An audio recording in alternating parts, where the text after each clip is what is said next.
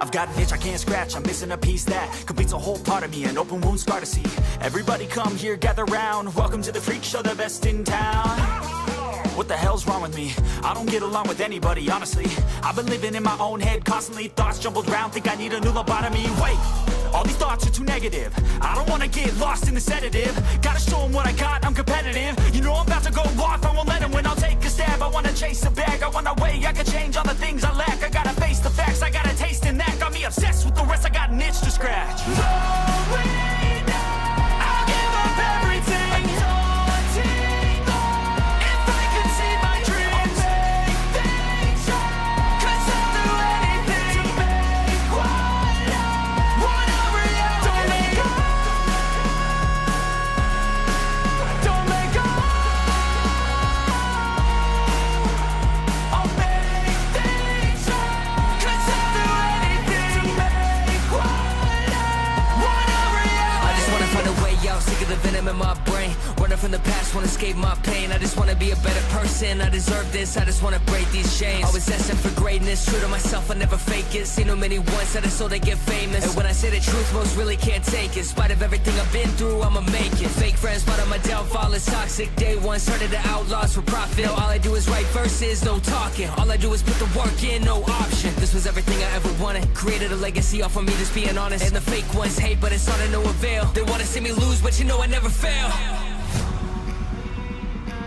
I'll give up everything, daunting all, if I can see my dream, make things right. 'Cause I'll do anything, what I want a reality. Rolling down, I'll give up everything, daunting all, if I can see my dreams, make things right. 'Cause I'll do make what I want a reality.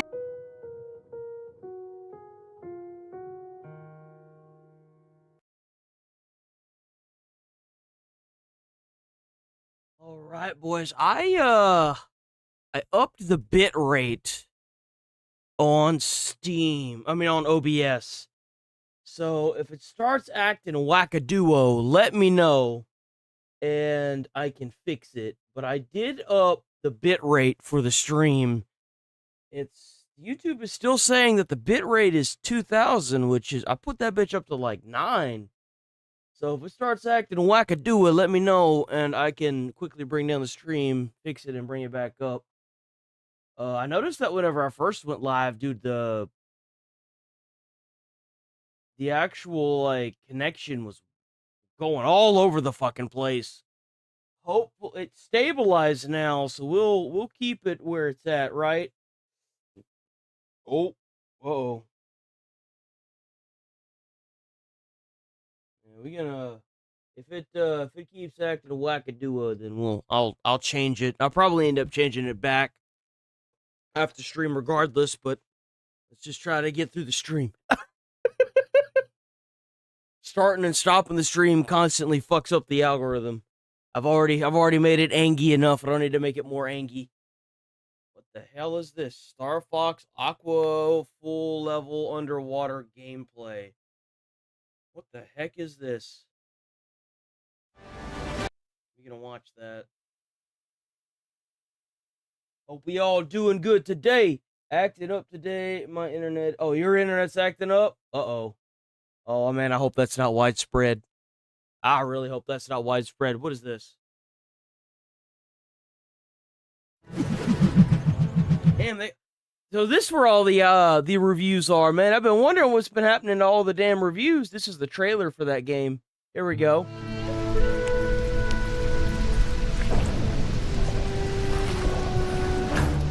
Oh.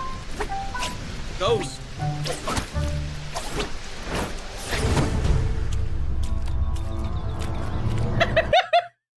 Yo! That fish knows what's up. Wait, so the fish have slaves? I'm so confused. What's going on right now?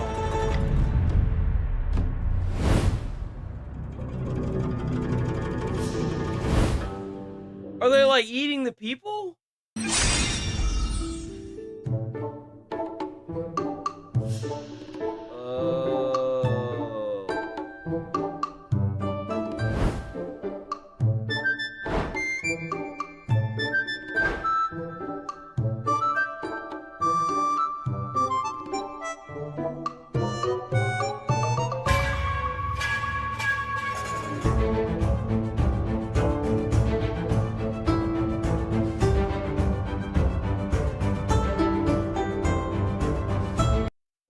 fuck is this?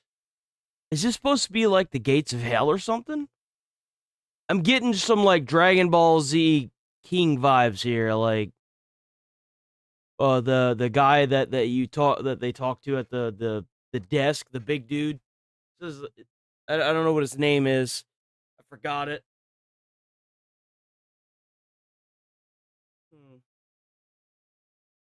That's weird.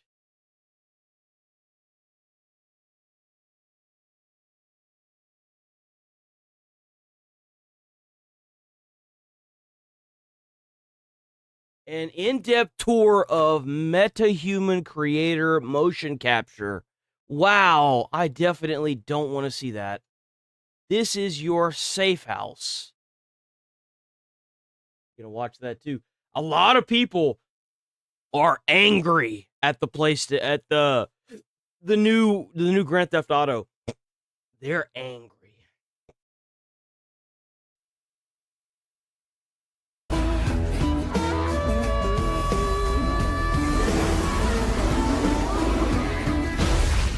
Why is she so happy?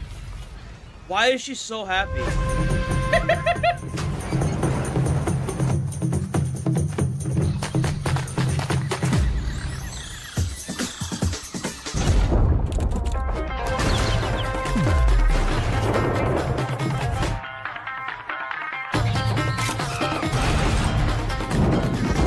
Jesus Christ, this lady's crazy.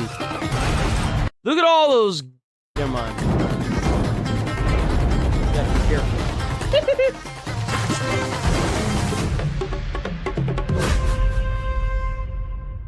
Complete edition. Really? Okay.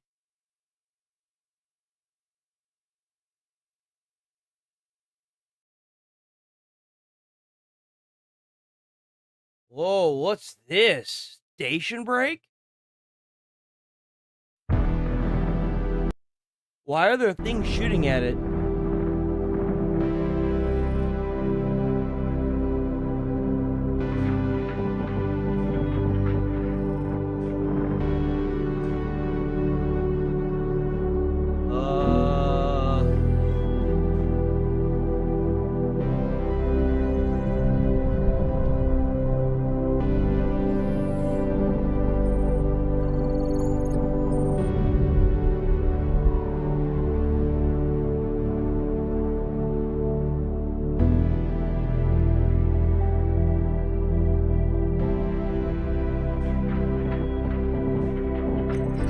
Supposed to be like Ender's Game or some shit? Oh my god, dude, that's too much. Oh my god, that HUD. Oh, brother. Oh, hell no. Nope. Nah. Fuck no. Get the fuck out of here.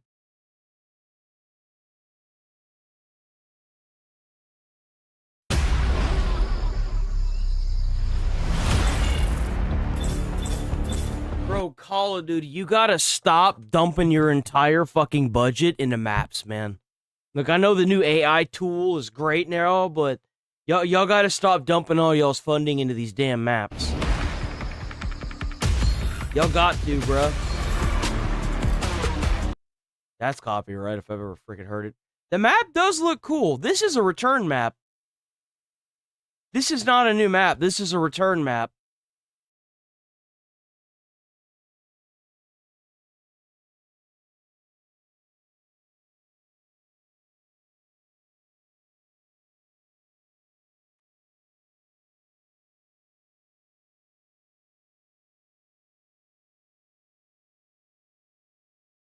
Oh, is it that? Man, these maps look so familiar. Why do they look so familiar? It's so weird. Like, this looks like the silo map from, like... Oh,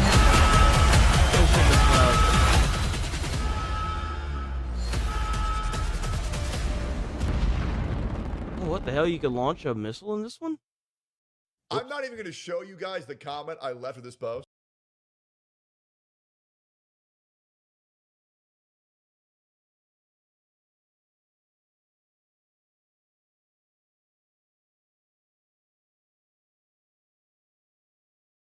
Unhinged is a new horror games that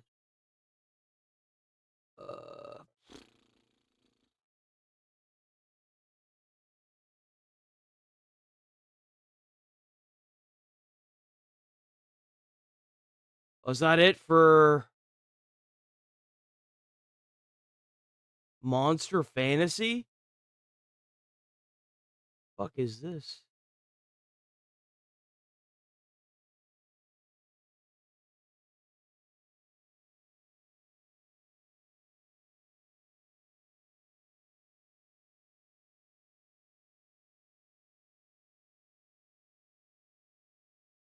Jump Space? What is this? Oh, this looks promising. Oh, player swap. Fuck it. Let's watch it. Let's watch it. Let's watch it. We'll do it.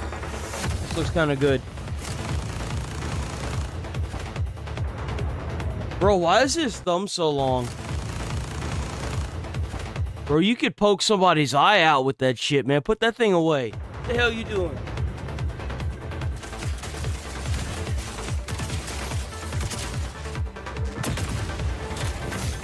That's cool.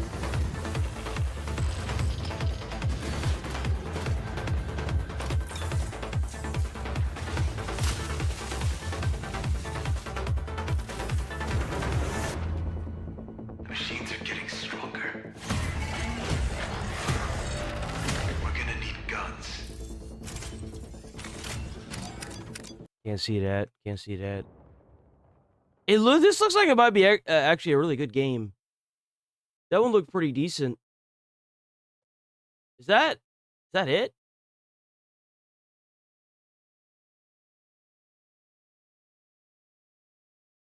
Oh yeah, I wanted to see this. I never got around to seeing this yesterday. I never liked you. The feeling was mutual. I'm so hyped. I just got the entire Invincible comic collection. I got the whole goddamn thing in all three books. I'm so ready to read it and get through it. Now. I'll have my cake and eat it too. You should have stayed dead.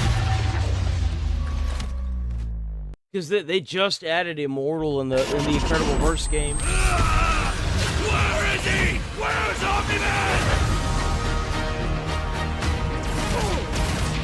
You're reckless. You need to be stopped. You fucking cave!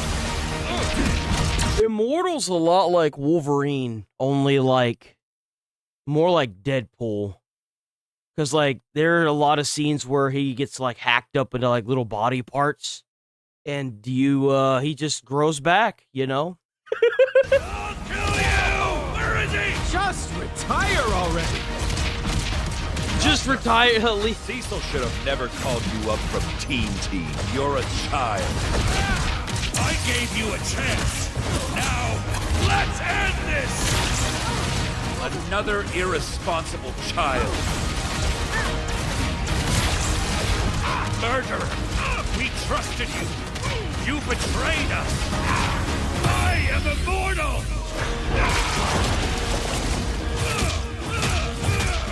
Your death has arrived!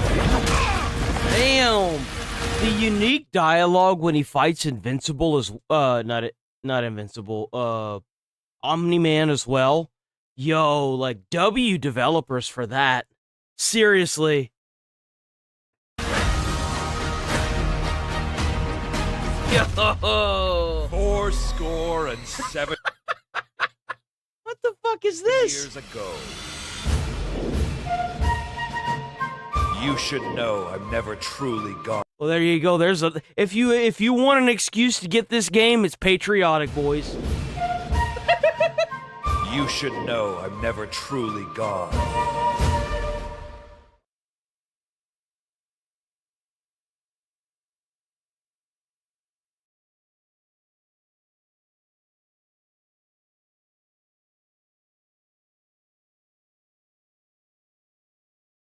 What else do we got? What else do we got?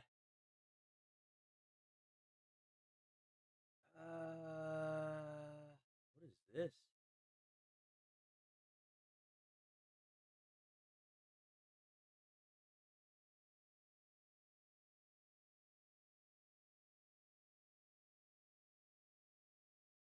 different? This looks different. You, I never No, liked it's you. the same. Where's Omni? It's the same? Yeah, it's the same. Team.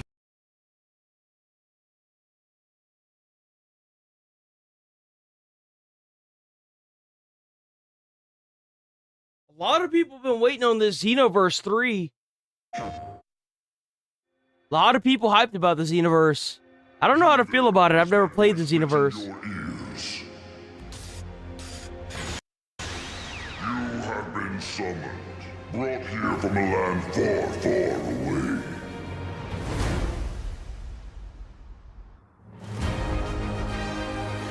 Is that like the hub area? Who are you, and what are you doing here?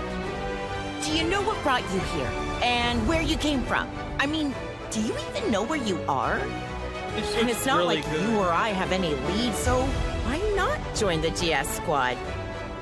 Hey, you! Keep your hands off that, you dirty thief! Move one more inch, and you're finished. I'll knock you right into next week, do you hear me? So, what do you say? Will you fight with us for the sake of world peace? You still don't know much about this world, right? Well, I want to test you with a special mission. Bulma and I talked it over, and we have decided that you will enroll in a school. There, you will learn more about this world. It's nice to meet you both. I'm Lily. This looks like it has its like straight up own unique storyline altogether away from the Z-verse. This kind of looks really cool. Like I'm just like, this actually feels like an anime, like straight up. Hey everyone. It's rare to see new faces in this class. Something tells me based on this that you're supposed to be in love with her. This is supposed to be the girl. It's rare to see new faces in this class. Well, nice to meet you. Hey, punk, what do you think you're staring at? We'll see. Why is it always the short ones, dude? Like, what the fuck? Laughing in a minute.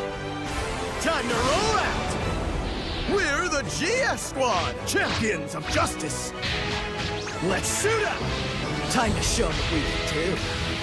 Heroes away!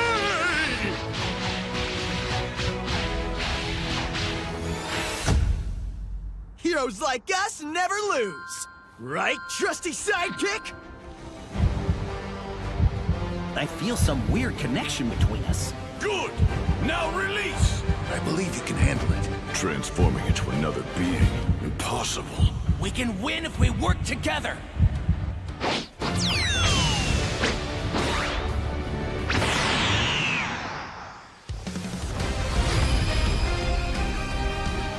Amazing! I knew you could do it! You can win this, I know it! You've grown strong. Is Trunks dead? You might even have more potential than Go. What's with the Halo thing? What is that? What's with the Capsule Corp Halo thing? What is that? Whoa! Do you feel that power? Take your time. Just focus on giving it everything you've got. Challenging us was your first mistake. It'll also be your last. The graphics do look pretty good.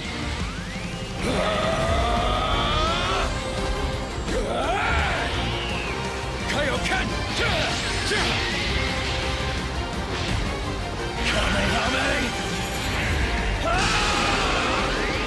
A superhero never turns their back on a person in need. Right, sidekick?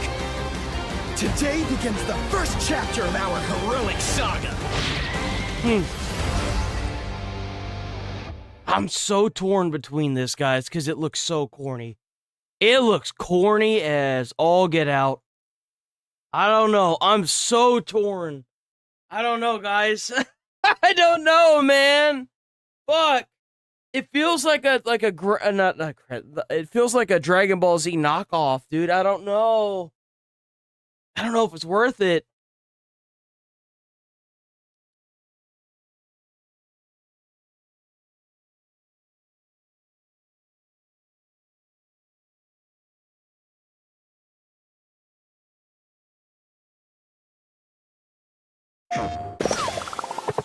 Planet Coaster. I watched this guy. Oh man, I can't even think of his name anymore. It's been so long. He played it. Oh, Oh, you must be the Played new the shit out of it. It's manager funny, I've been too. hearing all about.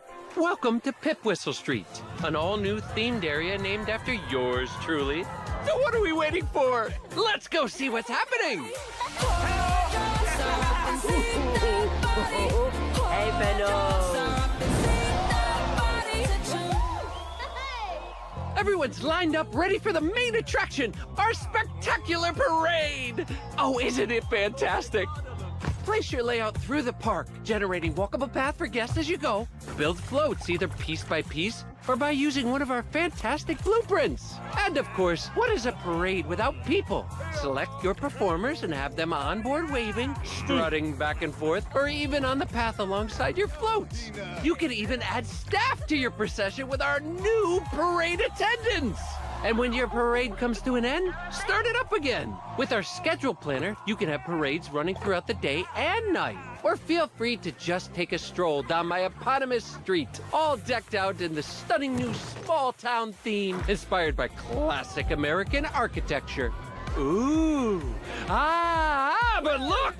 Here's the HPC Buzzard, an exhilarating single rail coaster with twists, turns, and inversions aplenty. And here's the VNN Narrow Drop, which gives your patrons a chance to plunge down terrifying descents. If that's a bit too tall for some, they could swing by the Little Dipper, perfect for the young ones. And here's the jumping disc, perhaps best to eat after. I heard they got rid of this thing. I heard they don't do this one anymore because people were having heart attacks in it.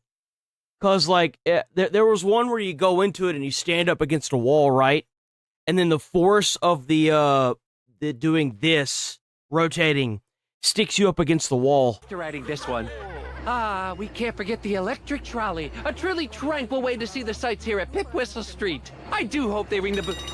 They did it! They rang the bell! I can't wait to see what you do with the small town theme, our new attractions, and of course, parades. Come one, come all, it's just about to start! Bro, y'all gotta work on that Planet Coaster Paradise Pack theme right here, because this shit looks laggy as hell. Y'all gotta do something with that. Everything else looked alright, but Dad, you gotta fix that, big dog. What the fuck is that thing?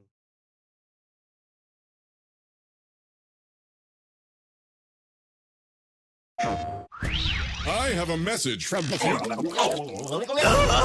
I have a message from the future. Things got really weird. We need you to play 5 brand new party games in the Jackbox Party Pack 12 to save the timeline. Jackbox Party, of course. That makes sense. Why it looks like somebody shit him out. Dude looks like a walking, talking turd.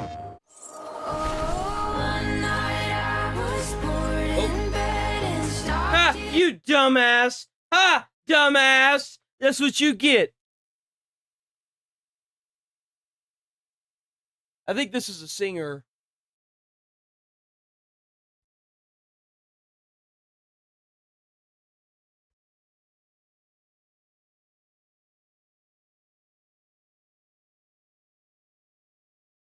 Damn. That's fucked up, man. She burnt that whole damn house down. The hell's that about? Fucking arsonist? Is that it? That looks like everything. Star Fox! Roadhouse.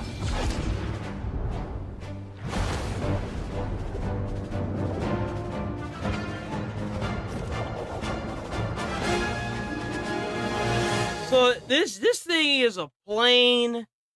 He's also a space fighter. He's an underwater guy that has a submarine. He's fucking tank. I think I said tank already, but you know what I mean. Is there anything that they don't do? Land, sea, and air, huh?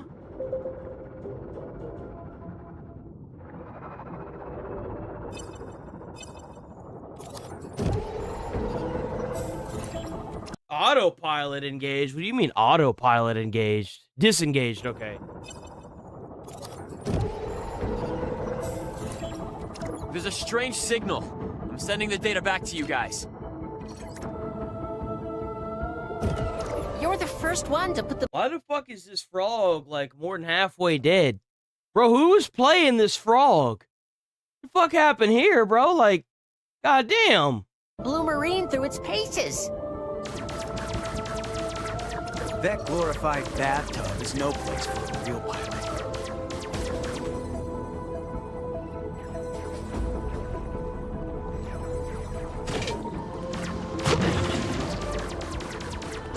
The hell was that? Bro, they literally killing the sea life, bro. What is this? Hold the hell on. Yo. What's wrong with those creatures? They're being awful aggressive. Yo, they literally just dropped the submarine in their environment. Star Fox, a game where you play as an invading species that goes out and annihilates all planet life.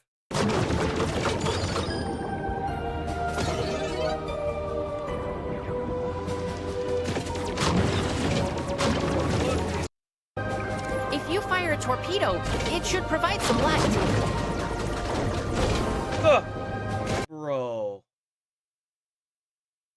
Bro, no way he hit the side. It should provide some light. Bro. Holy shit. Who is controlling this? A 5-year-old? Bro. Water appears to be polluted. And it's getting worse the deeper you go.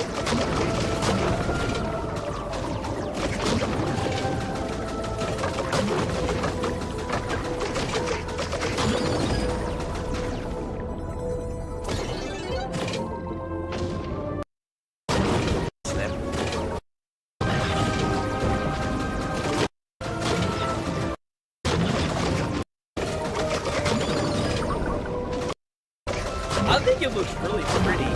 I think that this is going to be a great way to branch off from it and make more Star Fox games. I'm on my own. I think that it's a really good idea that Nintendo's bringing this back. Star Fox has been that game for literal decades, and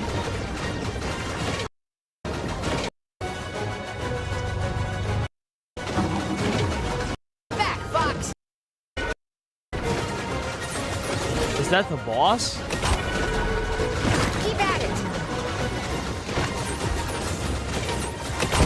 This is a really short level. It's only 6 minutes. Is that the whole level? No. Oh man. Who wants to try it out next? Falco? Oh, there we go. Okay. So, yes. We're gonna get into the Grand Theft Auto thing now. Star Games has revealed the exclusive contents of the Ultimate Edition, described as an exclusive collection So the base game to start, first and foremost, is $80. of premium vehicles, weapons, apparel, And it should be, you should be able to pre-order it as of today. action. This GTA 6 special I don't think they're even gonna do physical copies. edition is I not could be just wrong, a though. $100 splurge, but also our latest insight into how we'll interact with this massive criminal open world. Read closely and between the lines, and you'll find dozens of gameplay details here, revealing brand new activities like stolen I might, possibly stream the game. Possibly. Okay? I don't want to make any promises, but I might possibly stream playing the full campaign. goods fencing, fishing, Everything else will be the same, except at 1 in the afternoon, instead of getting off, I'll probably play till 5 instead. and car restoration projects. And so we don't have to wait until the November 19th release date to start to understand exactly what we'll be up to on the streets of Vice City. Here are 22 new GTA 6 gameplay details right now. Pit Youngin's illegal goods store is described as a gang compound, which sounds like an activity type. Rockstar explains that you'll raid the compound of one of Southside Vice City's loudest and most socially active gangs, and so it may be that gang compounds are somewhat akin to outposts or enemy strongholds in other open world games. Pit Youngins may be just one of many compounds. The description says you'll need to escape safely to score some special items and distinct contraband, while words like contraband are thrown around casually in GTA. Man, I remember this one, dude. This one pissed me off the first time I played it. Cause like, oh yay.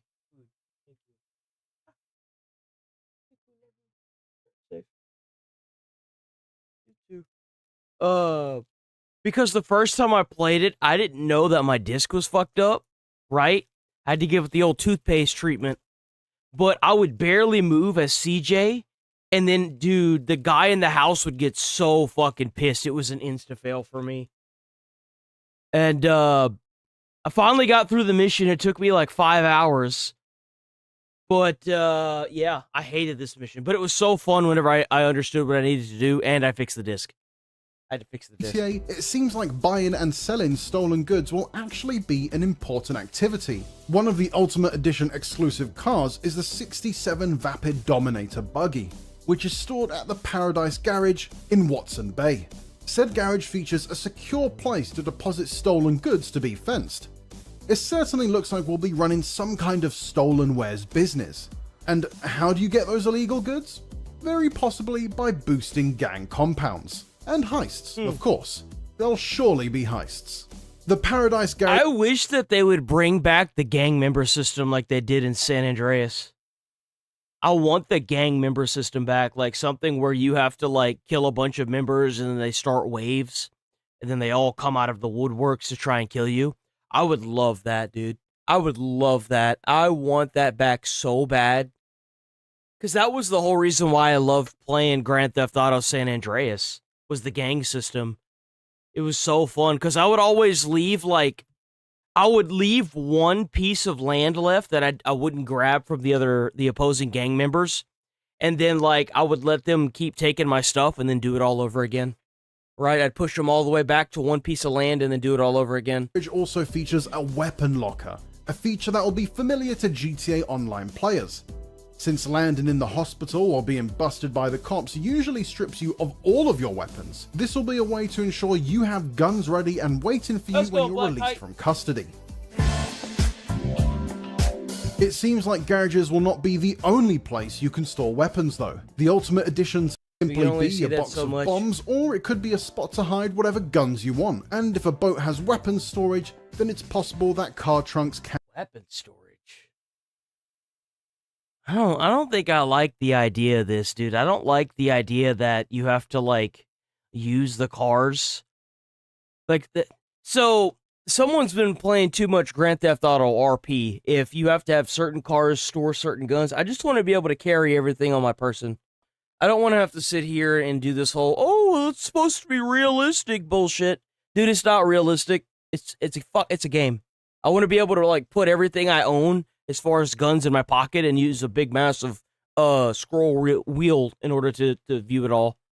Don't waste my time with the shit, man. Don't turn this into Red Dead 2. And be filled with rifles too. The pre-order bonus 55 Vapid Stainer sedan has a weapons locker, which perhaps functions similar to how you stored weapons on your holistic simulation of life. The GTA 6 website notes that the Shih Tzu Squallow is perfect for casting in Gambit Bay and reeling in catches of all sorts. So can you fish? Can you fish? I think that'd be really cool if they brought in fishing. Fishing has finally come to GTA. They did, okay. And if you can catch fish, that would also point to some kind of new inventory system to keep them in, as well as potentially a cooking mechanic. Or you could just throw your catches back to the dolphins. We can see scuba diving equipment on the Shih Tzu Squallow, so it seems like underwater activities are back. If you prefer things to stay on the water's surface, Jason has a Crest brand kayak at his safe house. He also has a Dinker Endura, an off-road tail bike. It looks like off-road races will certainly be a thing in GTA 6, as the aforementioned 67 Vapid Dominator buggy offers... Does anybody know how big the new Grand Theft Auto map is? I think it's pretty I think it's the biggest one yet, right? How big is the Grand Theft Auto 6 map?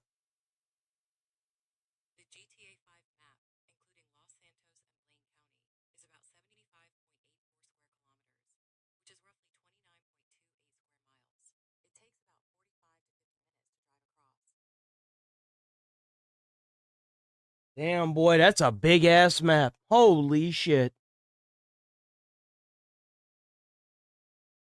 Does Grand Theft Auto 6 feature the biggest map so far?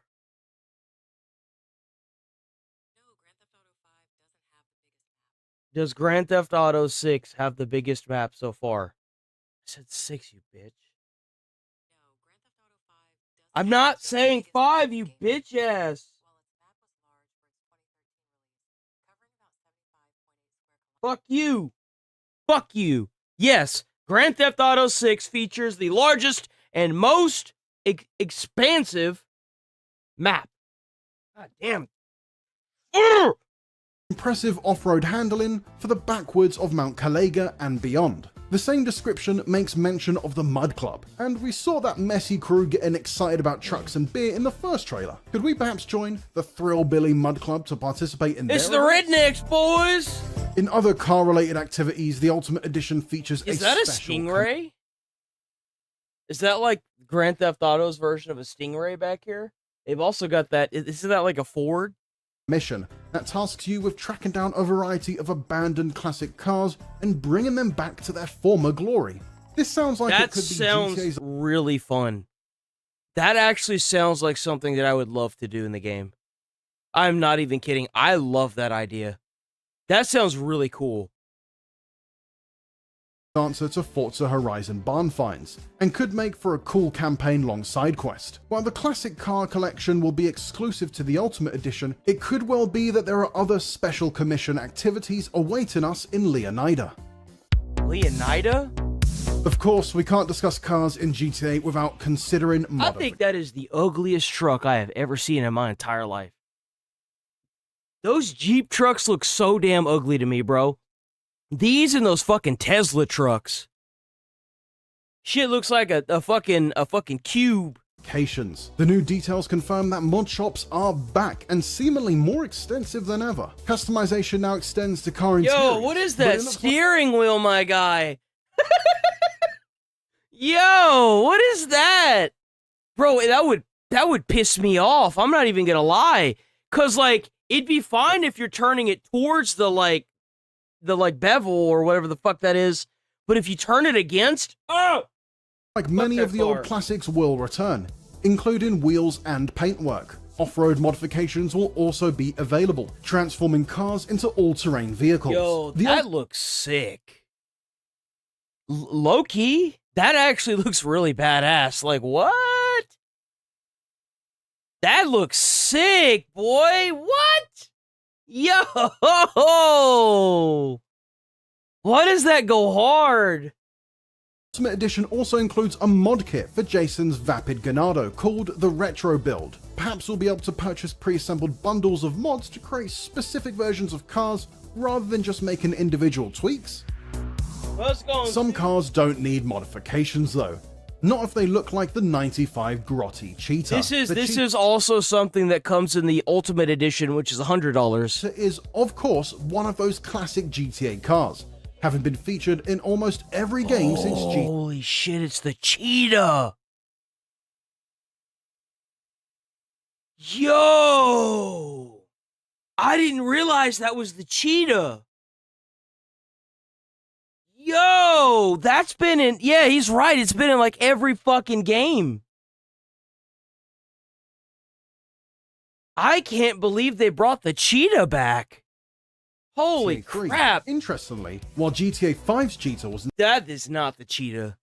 That's not the Cheetah, inspired by the sleek Ferrari Enzo, GTA 6 brings back the old Testarossa style design from the original Vice City. According to the GTA 6 website, the Cheetah is available to punctuate later stage action, suggesting that Jason and Lucia only gain access to it in the story's second half. This may be the case for many of the Ultimate Edition bonuses, which Rockstar says are threaded across all aspects of Jason and Lucia's story, with new items uncovered behind each chapter, rather than just being provided as. One thing noted through the Ultimate Edition's offerings is that several stores are only open for business with the Ultimate Edition. That includes... So a lot of the stores that you usually have access to are paywalled, along with the online content. The online content is also paywalled.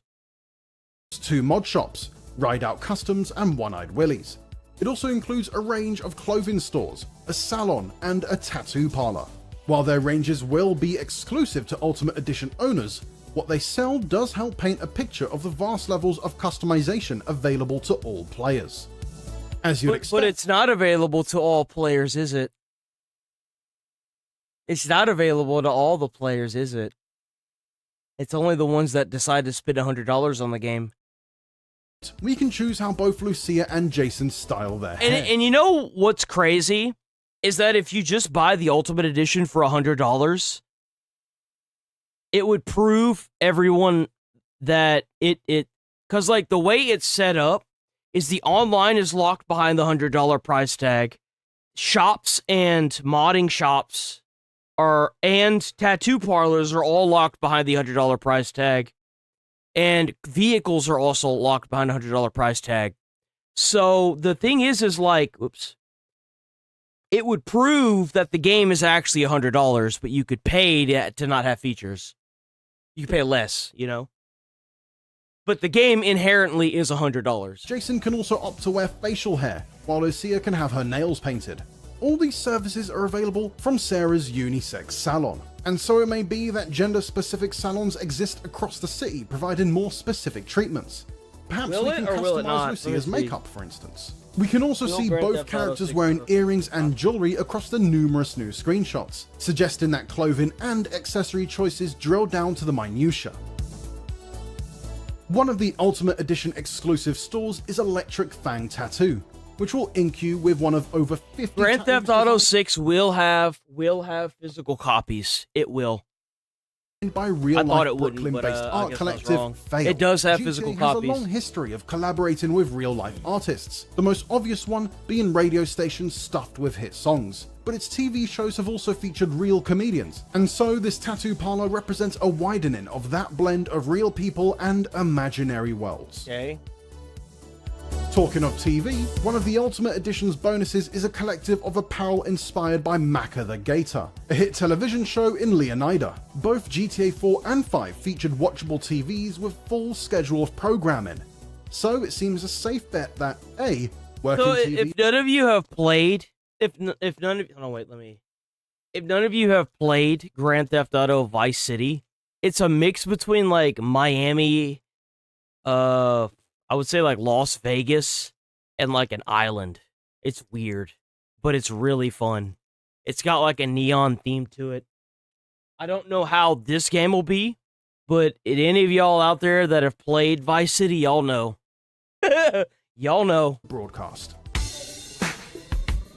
A TV will likely be found in your safe house. It may even be this one. Every GTA has had at least one site refers to the house we saw Jason living in at the start of the second trailer at his safe house. So expect the usual save and sleep options here, plus potentially more mechanics, like those aforementioned weapon lights. The massive mansion on the original Vice City Starfish Island. While GTA 6's version of Vice City is very different from its PS2 predecessor, we now have confirmation the mansion is... Man, look at those graphics, man. Look at those graphics. This game, even whenever I played it, because I played Grand Theft Auto San Andreas first, and then I played this one. The graphics are shit, right? Like this shit. But like, man, those graphics. The car's not even touching the fucking ground, bro. Holy shit. We gotta fast forward through that part. Look at that. And you couldn't even swim in the water, bro. You couldn't swim in the water because it insta-kill you. Have those timelines been retconned or stitched together in GTA 6? I would love to see the original character come back, dude. More connections to the past. See, like, look at you see what I'm talking about? How it's got the neon everywhere? That's literally what it's like. There's just neon everywhere. And then there are, like, certain areas that have, like, bridges and water that are, like, whole streets and, like, little, subdivisions. It's, like, bridges and water everywhere. Going on. Each of the Vassetti estate equalize I can't. Nope. Scopes. Nope. It's about showcasing personality. The fact that both Jason and Lucia can have their own individually customized weapons suggests their load can be used as weapon storage akin to RDR2's horses. That would likely mean I don't want that. I don't want that. I don't want to have to run over to my fucking car to pull out weapons. I don't want that. Nobody asked for this. And if you did, you're stupid. What happened? My man, play. need a place to keep their extra firepower, and so this could lead to builds, choosing the right weapon loadouts for the job ahead of time. Perhaps you can kit Lucia out with shotguns and SMGs to have her storm the front. I have provided some opportunity for tactical choices via its 3 protagonists, but this kind of approach could raise GTA 6's firefights to a whole new level. That's a lot of speculation though, so let's get back to the facts. Pre-ordering GTA 6 nets you access to the Vintage Vice City pack, which, of course, is full of plenty of callbacks to the neon-soaked 1980s. Yeah, the buddy. first of its bonuses is the 55 Vapid Steiner, the yellow and white sedan that was always parked outside of the Ocean View Hotel in GTA Vice City. The description notes that it has a secure place to deposit stock. The Vintage Vice City pack features a weapon pattern, which is presumably a skin to be applied, as its bright pre-order bonus costumes and hairstyles don't have direct links back to Vice City, but Jason's linen suit jacket with its rolled back cuffs certainly nods So you back get to hairstyles Tommy's light blue and soiree suit, while the pastel purple trousers are a similar shade to the two-piece worn by his lawyer, Ken Rosenberg. Finally, there's one detail that looks back even further than the 1980s. Man, his beard has a distinctive V cutout and his hairline mirrors it. You know, I kind of feel like a piece of shit. It's been so long since I've played Vice City. Well, I guess I won't play it now. While the money clip covers his face, those other details make it clear this is President Hardin, one of the former US presidents in Red Dead Redemption 2. This isn't the first time Hardin has graced a $100 bill. A similar banknote could be spotted in GTA Online's The Contract add-on. And those are the 22 details we spotted in the latest GTA 6 information drop. Have you been able to find any more cool gameplay features or Vice City callbacks in the Ultimate Edition and pre-order bonuses? I am probably going to link in the description of this stream, both the streams and a video that'll probably come out later today, which will probably be this video. Check the description. I'll have a little kickback game thing in there. So if you go and pre-order the game, it'll give me a little bit of kickback. It'll also help the channel. That's really what I want right now, is just to help the channel. It's like 1%. I get like a 1% little kickback out of like $100 game. And you know what? I don't really care about that. It makes YouTube like me. That's all I care about right now. YouTube's been fucking with me and I want them to stop.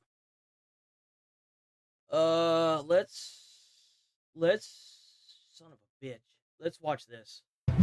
This is another review by IGN. Here we go. Let's see.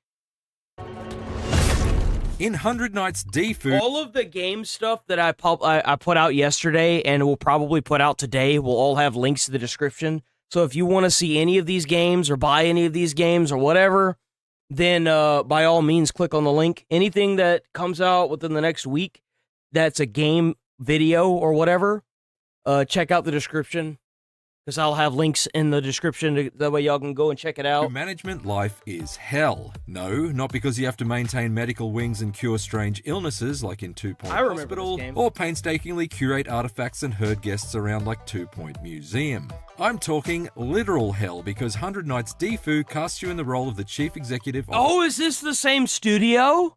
Oh, if this is the same studio, this will probably be a really good game. Underworld. Processing the lost souls who descend from the mortal coil and must face judgment for their sins before they can be reborn back into the Earth realm. At a recent Billy Game First Look event in Shanghai, I got hands-on with the opening tutorial stages of this cheeky, 2 Point inspired spin on Chinese mythology, and enjoyed the opportunity to fashion my own personal hellscape and punish each soul who passed through its flaming entry gates. Formed when it comes to Eastern religions, Difu is effectively the Chinese equivalent to the Christian concept of purgatory. It's believed to be a subterranean maze made up of various levels and chambers, and that's to any of you anime watchers out there, they would call this Snake Way. Exactly the landscape I found myself sculpting during the opening 30 minutes of its single-player campaign. Before I could be... It's weird to call Dragon Ball Z an anime, because it doesn't feel like it, because, like, if y'all know, Dragon Ball Z used to be played on, like, the normal, like, every single day cartoons, right? So it's weird whenever you see it on, like, Magoozy and like, Adult Swim and stuff like that. It's weird. because for me, it was on Cartoon Network, just on Cartoon Network, or like the Friday showing stuff. In right? manipulating the Saturday mounds of my one. little slice of hell, though, I needed to start with the basics. With an underworld assistant named Oxhead to guide me and a handful of souls staggering around under the weight of their own bad karma, I first had to construct a facility for them to be judged in. 100 Nights Defu gives you quick access to menus for constructing facilities and staffing them with a host of hellbound helpers, with each coming at a cost to your main currency known as Dcash. After building a fenced-off area and dropping in a judge's desk for my newly hired soulkeeper to sit at, as well as a Zen pad Is it King for Yama? wandering Is souls that to his sink name? to their knees upon and beg for redemption, What is the name of the guy that? I soon got to the sits most at desk entertaining in part Dragon of being Ball the Z? overseer of the underworld, the punishment. With some freshly judged souls forming an orderly queue, I quickly cobbled together a copper slapper. It is A King copper Yama. slapper may Yeah, sound like King the term Yama. given to a British person accused of assaulting a policeman, but in 100 Nights Defu it's actually a sort of totem pole that the souls are pinned to, while they're slapped around and occasionally tickled by a disembodied demon hand until their karma has been cleansed and converted into Dcash. From there, the freshly cleansed souls must take a sip of Mengpo's soup to force them to forget their previous life and let go of all prior obsessions before they can be reborn, which led me to build a bubbling soup stand and staff it with a chef. And to keep the assembly line going, I soon added the gates of hell to welcome the fresh meat, and a rebirth stop to send them on their way in a bright blue beam of light once they've paid their penance. Gates of Hell. The more souls you convert from sinners to new beginners, the more your management rank increases and the more facilities you can add to the fiery depths of your nether realm. Okay. Evidently, the underworld is a bit like Disney World in the sense that the lines can be long and the people stuck in them can get pretty agitated. Thus, occasionally the souls waiting to be slapped and tickled developed grudges and started attacking the facilities. Broken facilities breeds even more resentment amongst the hapless hordes, and therefore I had to quickly hire both a soul tamer to calm them down and a hellbound handyman to run repairs on my conked out copper slappers, swelling my staff numbers and further eating into my Dcash reserves. The only way to earn more Dcash is by processing souls, and the best way to achieve that is by boosting the efficiency of your underworld operation by improving the decor. Yes, like an episode of Queer Eye. Bro, why don't you just make another poll? Just make another poll. Dead guys. I had Holy to pick shit, out just my own make another personal fucking purgatory with poll. Decorations like small stone lamps to guide the souls to each step of their rehabilitation, and rock statues to boost the prestige of any. Bro, he's putting everything down but another poll. Look at the line. Just put another poll down. I earned per soul redeemed. Eventually I had enough demonic decor to fill Beelzebub's bachelor pad, and although it was a little cluttered, it at least seemed like my little soul sanitation center was appropriately set up to meet my key performance indicators. As it turned out, my little underworld was both understaffed and underdeveloped, and my Dcash reserves quickly plummeted into the red. Thankfully, I'd piled up enough incense, which is 100 Nights Defu's second currency that you earn from each soul you successfully rebirth, to be able to start adding on additional islands using a terraforming tool. This tool allows you to manipulate the circumference and height of each island, which can be anchored together with 2 chained axes, expanding your real estate area with floating chunks of earth, mountains, and caves to pack with various soul-torturing tools. I actually really like how that connects. The fact that you don't have to worry about fucking walkways is amazing. To help put the hell into your healthy bottom line. By the end of my hands-on, I'd added a cold claw to freeze the bad karma out of my little soul buddies, built a soul straunt because apparently those caught in limbo still need feeding, and earned a 4th promotion to being a senior executive. Presumably that position comes with a window office. I had a relaxing time shepherding around the little lost souls in my short stay with 100 Nights Defu, although I must admit it was quite a lot of foreign concepts for me to process, as someone not particularly familiar with Chinese mythology. In an effort to broaden its appeal with audiences worldwide, though, it's possible that 100 Nights Defu won't just be restricted to its roots in Chinese mythology after its release. According to the development team, while 100 Nights Defu will be primarily focused on this Eastern idea of the afterlife, it's open to the idea of introducing the interpretations of hell from other cultures into the game via potential downloadable content after launch. Oh, There's that's certainly a lot of fertile ground to be found in humanity's various on board. I don't understand.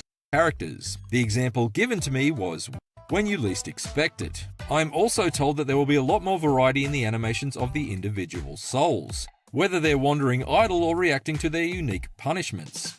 Additionally, this game looks okay. It looks okay. I think that it definitely needs some graphical updates, but it looks okay. Okay, the rest of this should be Grand Theft Auto 6 stuff, so let's get through this. Has finally been revealed. This has been a subject of more speculation than the fate of DB Cooper. For a long time, there was a lot of people spouting a bunch of hoopla about how it's going to be $100 or more for just the base standard edition of the game. And now we can put all of that drivel to rest because we now know the official price. And guess what? This is a historic moment for our species. Not necessarily because of the price, because of what it represents. I'm sorry, but if there are any AAA, this is what the argument is for this nonsense is, well, Grand Theft Auto is going to set the new standard for AAA pricing. It's not. You know that there are a lot of people that are willing to pay $100 for Grand Theft Auto Standard Edition, and do you know why? Because it's Rockstar.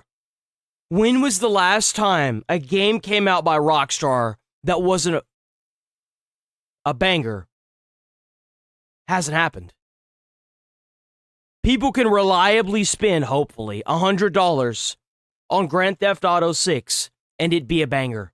If you think that you're going to release Halo 7 and it's going to be $100 fucking dollars and you think people are going to pay for that slop, well, you'll find out real fast who the stupid people are. I don't know who came up with this weird narrative, but it's not going to work, okay? Just because Grand Theft Auto 6 is $80 to $100 does not mean that the rest of the game for AAA developers are going to do that. And you know why? It's because they can't sell their slop for $100. That's why.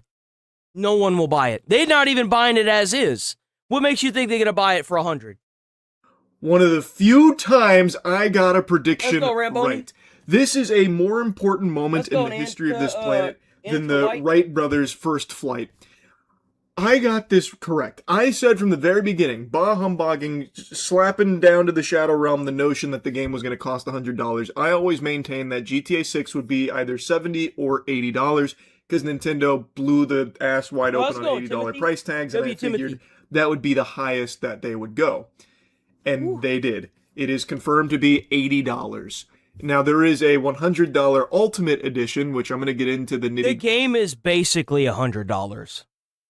In order to access shops and stuff, you'll have to spend $100 on the game. Gritty on that in a moment, but can we please just take a moment and just bask in this very rare occurrence here of one of my predictions actually being right on the money, right on the nose. All right, now that we've all blown our load and orgasmed over that fact, let's take a look here. So, it is an $80 single-player experience for just the normal base GTA 6 game. Ultimate Edition is $100. And there is no physical copy of GTA 6. If you get a... Why the fuck? Bro, that actually kind of pisses me off. I just Googled it.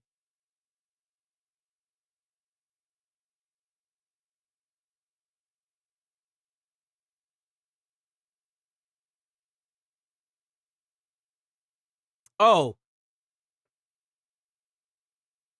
This here says, yes, Grand Theft Auto 6 will have a physical release, but the initial... What the fuck?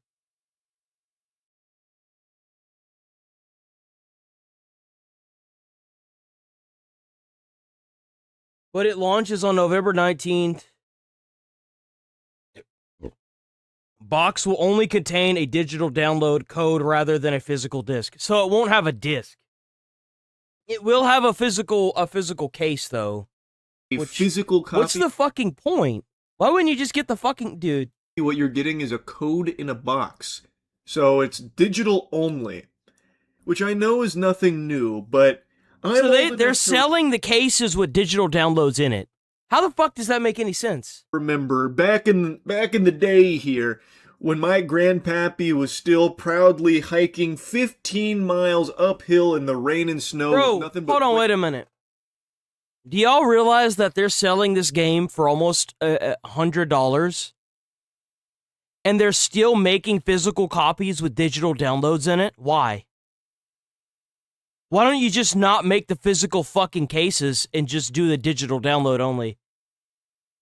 Why? It seems like such a waste of money. It's so stupid. Holy shit. Oh yeah, well, we have to charge you more for shipping and handling. Well, don't make a fucking... Did you make it a physical copy? You make it a fucking case with a digital code in it? Then don't do that, dumbass. Holy shit. So many self-inflicted hammer wounds. In a dream to make it to his local EB Games to get Halo CE on the Xbox. There came this idea that what if you could download the games at home? And initially, when digital games started to take on, the big selling point was the convenience and also the price, because downloading the games, just digitally getting them, was cheaper than physically getting them, because the idea was they no longer had to spend a ton of time and resources developing the physical media. It's just like what I said. It was an excuse to charge people more money. Oh, yeah, well, you know, the supply and demand aspect of it. Well, what are you supplying now, dickhead? What are you supplying nowadays? Everybody gets most of their games digitally. A lot of people get their games digitally. You don't need to make the physical copy. But now you're making a physical copy with a digital download. What the fuck is the point? Like, what is even the point of the fucking physical copy if you don't even get a disc in it? Like, come on. What the hell is this shit, man? God damn. So it reflected in the price where you paid less for the digital version, and it made sense because they're saving money by When was the last time anybody paid less for a digital copy of a game? Like, holy shit, it's like they phased it out and expected nobody to notice it. I don't even remember the last time I actually saved money on a digital download of any game. Not manufacturing the discs and all of that. That is completely gone in the current climate of the gaming industry, and no one ever really brings it up anymore. Again, it was a very real thing that happened. Back in the day, digital versions were cheaper than if you got the physical counterpart, but now no physical counterpart even exists, digital only, and now the highest possible price tag that you can get away with doing. Which again is no surprise because it's GTA 6. It's going to be the biggest game ever. It was always going to be successful no matter the price point. They're going to charge $200 for this bitch here, and everyone would have still been finding ways to conjure up enough clams to get it. Scrapping together shit from under their mattress, robbing the local... People would have taken out loans. And if you think I'm crazy... The sad thing is I wish I was. People have taken out loans for this kind of stuff. Children's lemonade stand, whatever it would have taken, people would have found a way and it still would have been the biggest game ever. Like, that's just the brass tacks of it. So, it being $80, there being no physical is a little disappointing to me because I've been getting back into physical media, and I just do miss the time that digital versions were cheaper than the physical versions. Like, that was a big thing there for a little while, and now it's just a relic of the past, completely forgotten about. But now let's talk about the Ultimate Edition, because this is quite contentious, and for good reason. There is a laundry list of things that appear to be locked behind the Ultimate Edition. Now, I don't know if that means they are permanently paywalled, like you will never be able to access these things, which is definitely how it seems here, because looking at this clothing store, for example, it does say, only open for business with the Ultimate Edition. Same with the Electric Fang Tattoo, the Salon, Ride Out Customs. They explicitly state only open for business. That's the reason why I'm saying that technically the game is just $100. It's not like, oh, it's just it's $100. Like, they are trying to gear you to pay $100 for this game. And then from what I understand, the GTA Online aspect of it is a paid subscription as well. You have to pay for that. Like monthly, like kind of like Fallout First with the Ultimate Edition. So does that mean all these shops are just completely inaccessible if you don't fork over 100 clams for the Ultimate Edition?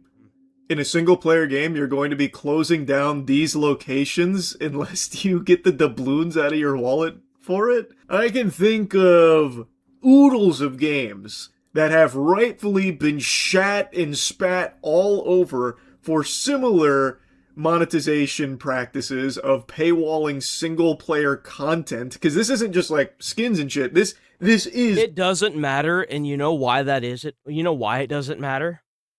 Think about how long Grand Theft Auto 5 has been around. Grand Theft Auto 5 has been around since the PlayStation 4.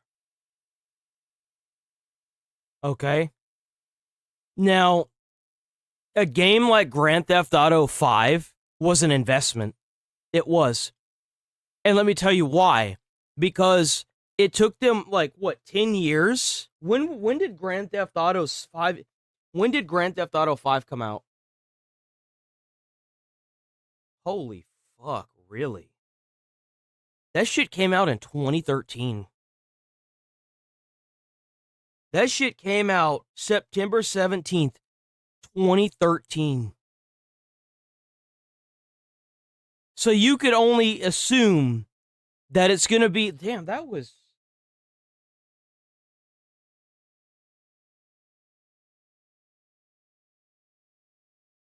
Did it? Wait a minute.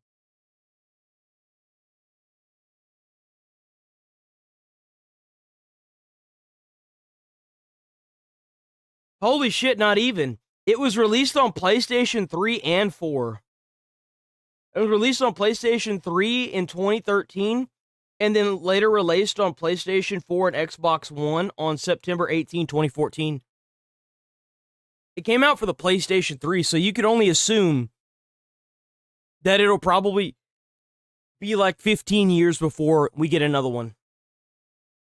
Content. These are shops. These are locations in the game that you're going to be, barred from entering, saying, "Scram, brokey, take a hike. We don't welcome you here." At least that's how it seems here with their marketing of the Ultimate Edition. They are selling you on the idea that these can't be accessed unless you own the Ultimate Edition. To me, and a lot of other people seemingly, it feels egregious to lock gameplay features behind a paywall. This is something oodles of games, countless other titles before this, have been torn apart for, rightfully so. So I don't... It won't happen with Grand Theft Auto, though. The game would have to be a massive fucking flop. It would. It would have to be a big mistake. But everyone knows that it'll probably be good. I don't know why all of a sudden GTA 6 is exempt from this criticism. I don't know why it gets a pass. I'm just as excited about this game as everyone else is, but I can recognize that this isn't really something that I love. I don't think you should have to pay the Ultimate Edition price to get the full experience of the game, which to me, shops and everything are an integral piece of the GTA experience, and if you can't access all of them for your $80 game, your $80 product that you paid for, then I feel like there's an issue there. You shouldn't have to bump up. It's because they're not trying to make the price tag $80, they're trying to make it $100. That's what they're trying to do. They're not trying to make it 80, they want it to be 100. That's what they want. Up to the next tier, the highest level, to get the full game. And that is something I've always said in the AAA gaming space, because this isn't new to GTA. This is just, again, a symptom of an already greedy industry that's found ways to brainwash people into being okay with it. I still just don't like it. And I've seen some people coping and saying, just spend the extra $20 if you want the whole experience, or it's all still just skins, it's inconsequential skins and cosmetics, which maybe it is, we don't know what these shops have, but even still, like, one of them outlines custom vehicle options. Feels like a gameplay feature to me. It feels like these are gameplay features that are being paywalled, which has always been a big problem in the AAA gaming space when it comes to their greedy monetization models to get people. But the difference between Grand Theft Auto and a standard other fucking shite slop game is that Grand Theft Auto, or Rockstar, has always pulled through. They've always delivered. That's the thing. And the CEO of Rockstar knows that. He knows what the game is worth. I just really hope that they didn't let DEI infect the studio. To spend significantly more on their product. The whole idea, especially with them pushing the game back as far as they did, that whether it be intentional or fixes they had to make to the game itself, caused a massive amount of hype. If this game bombs, it will probably ruin Rockstar. Idea behind these more expensive variants of titles like the Turbo Arcade Gamer Gunk Gladiator Edition of Call of Duty is you get like some skins, or you get like a physical collector's piece, like up there, the Modern Warfare 2 thing where you got like night vision goggles type shit. I've never liked when they lock legitimate gameplay features or locations or missions, like Star Wars Outlaws. You remember when they locked the Jabba the Hutt mission behind there and it caused a big stir? I never liked that kind of stuff. And this to me is very similar. They're locking a handful of shops, actual locations in the game. We don't need to keep it. He's just going in circles now. GTA 6 will suck. This video came out 4 months ago. Might have to get off early today. I have a doctor's appointment at 1. I completely fucking forgot. All right. This is a good one. This could be a very based video. We don't know yet. Old GTA was like this. Nigga, nigga, showed them niggas who's gangster. Nigga, fuck you. Nigga, What's up, my nigga? Gangster shit, nigga. Nigga. All the pussy-ass GTA Online stuff since 2020 is like this. Have no fear, it is I! Badonkadon! Badonkadon! Do talk some shit, but he right. Only gunshots you gon' hear in here be some fool's burble tune. Hey, that's what this place is all about. Be who you wanna be. Freshiest Metasaurus! Freshiest Metasaurus! These are the Grand Theft Auto Online DLCs. Oh shit. Did I hold on, wait, did I think I saved something because I wanted chat to see it. I think I saved something for chat to see. Let me see if I actually did. I really hope I did. Man, if you resist, this playlist is getting way too long. Hold on. Probably be down here at the bottom.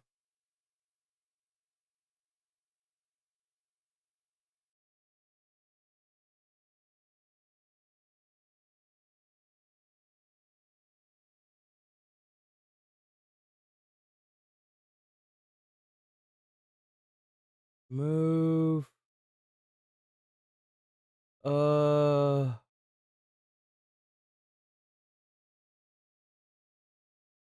Here we go. This is gonna be me when I get older. Trevor is like my reincarnation. And that's like like Trevor's my soul animal. We are women, here are free. We are women, here are shout. We are women, have no doubt. We are women, we are free. We are Shut the fuck up! Thank you. Oh, my N-word, huh? What's up, homie, huh? We are women, we are free. We're bringing an end to the patriarchy. We are women, here are free. We are women, here are shout. We are women, have no doubt. We are women, we are free. We are Shut the fuck up! Thank you. Yo.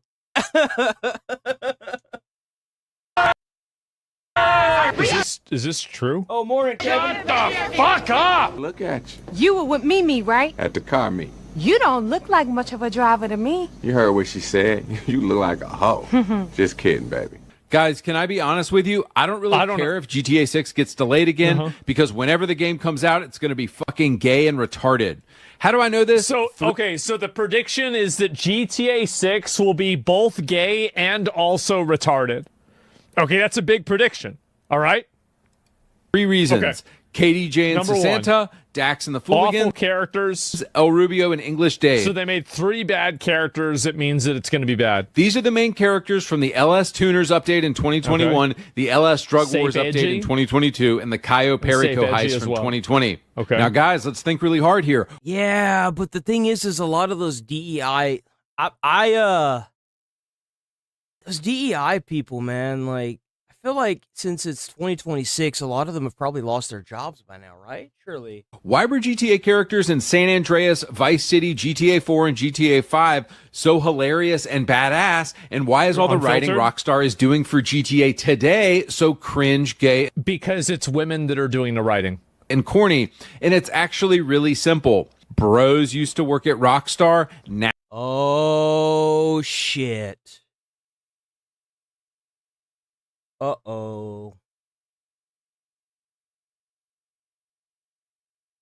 Guys, we might have a problem. I think he might be right. I think Grand Theft Auto might suck. Now it's a bunch of women, bull-dyke lesbians, and soy boy beta cucks who wear dresses. But here comes the response. Holy shit. No, dude, Lucia and Jason are based as hell. They look so cool and badass. My brother in Christ, a leopard can't change its spots. This is literally the writing team working on the game right now. We know the GTA 6 story will be corny, soft, gay, politically correct. I heard that they're gonna have like a they're supposed to have the pride parades inside of Grand Theft Auto 6. Look, if you can take a here, check this out. Some of y'all may not have ever seen this, so I'm gonna show it to y'all firsthand. Okay. Woman's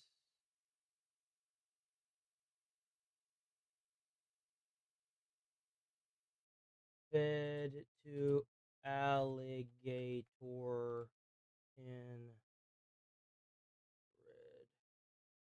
Here. Check this out. Here you go, guys. So this went mega super crazy viral. Come on, people. Let me So like vote. It's a national disgrace. she's advocating for women voting, right? And then this guy he picks her up, right? Women need Shit, dude, why does this look like hammered horse ass? Jesus Christ. Beats the shit out of her. Ties her up. Brings her to the swamp. Feeds her to a gator. Straight up, right? If you can't do that in Grand Theft Auto 6, if you can't bring like an AK or run over a crowd of people at the parade in Grand Theft Auto 6, at the Pride Parade, like, don't even bother.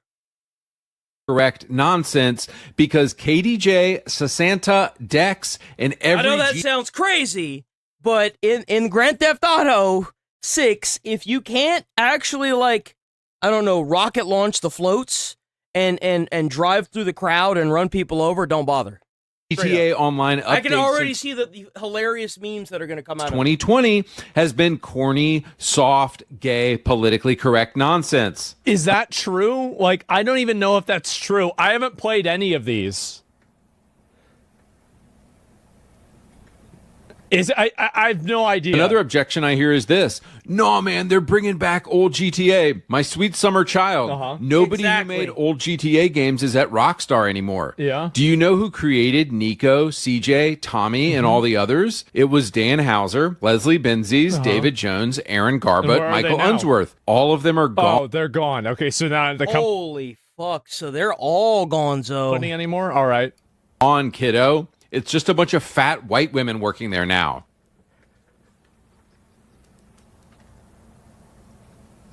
I love how they got enough time to sit here and do all this stupid shit while Grand Theft Auto is pushed back like seven months. Like what are we doing here? Greatest video I've ever seen in my life. This is bro over here spitting the fucking truth, man. Is this the way a communist feels watching Hassan? Like, this is, oh my god. This is crazy. And fat white women definitely know how to make based, edgy video games, as we've seen with Concord and Veilguard and Ghost of... You know what's really funny? Is this is the outcome of failed policymaking. This is the outcome of DEI funding from the government. This is what it looks like right here. This is what DEI funding from Biden did right here. And it is the reason why the second that Trump got into office, he dismantled it and shoved it right back up the person who did its ass. Nasty infections everywhere, bro. Wandering, no tickets sold, and getting terribly reviewed? Oh, really? Can't see. Thank you. Supergirl debut. So she made a comment about who's on Rotten Tomatoes. The Supergirl being non-binary or some stupid shit, right? Let me tell you the reason why Supergirl is failing. It's because the actress is a fucking dolt, and she's not going to be an actress for very long. And number two, no one gives a shit about Supergirl or Superwoman or whatever the fuck this is. No one cares. You know why? Because the original person that made the Superman series has one thing in his name that sets him apart. Superman. Superman came first. Batman came first. Spider-Man came first. What else we got? We got, who else could we possibly name? Like,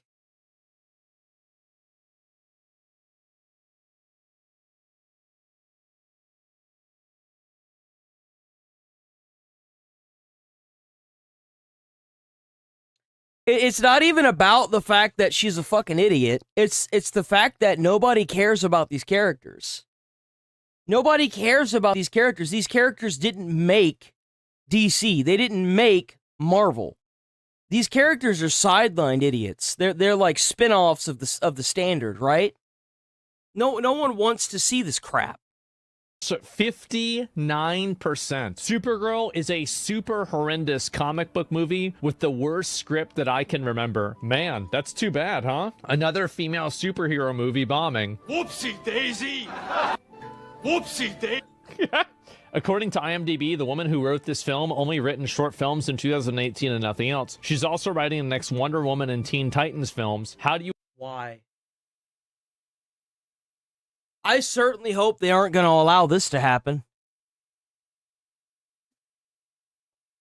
Achieve that from one short film? Pre-sales for the first screen... Oh my God. Is that the theater? Yo. The little orange dots are the people that bought seats.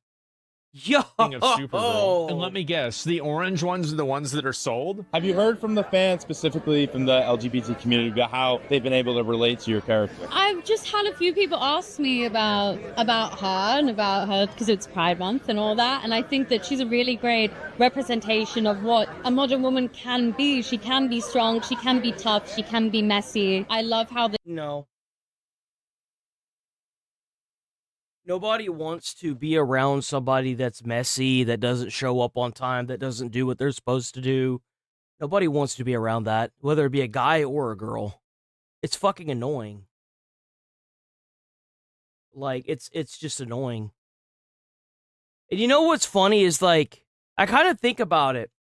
There's probably a reason why these writers get, like, they get real angry whenever you call them out, their characters out.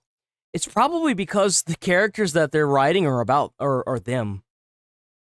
They live in like a fucking pigsty and they think that everybody else does too. And that's not the case. this film doesn't center around any sort of love, you know? It doesn't center around romance or anything like that at all, and she has such resilience. Why is that like a good thing necessarily? So then who's it for? A big problem in the movie is I didn't find Kara to be particularly likable for a lot of it. She's the basic hot mess crash out disaster that's posturing herself as the... You know what? And you know what's funny is that nobody in the real world can be like this, because they will end up being homeless at the age of like 30 with nowhere to turn because their family cut them off for being for them being an alcoholic, like, party person. Oh, I wake up with like sunglasses fucked up in the back seat of something. My house is a fucking mess and da-da-da-da-da-da-da. Can't show up to work. Can't take anything serious. Unless you're like an actual fucking movie star. if you live a lifestyle like this and you got to work a 9 to 5, you're not going to be working that 9 to 5 for very long. I promise you.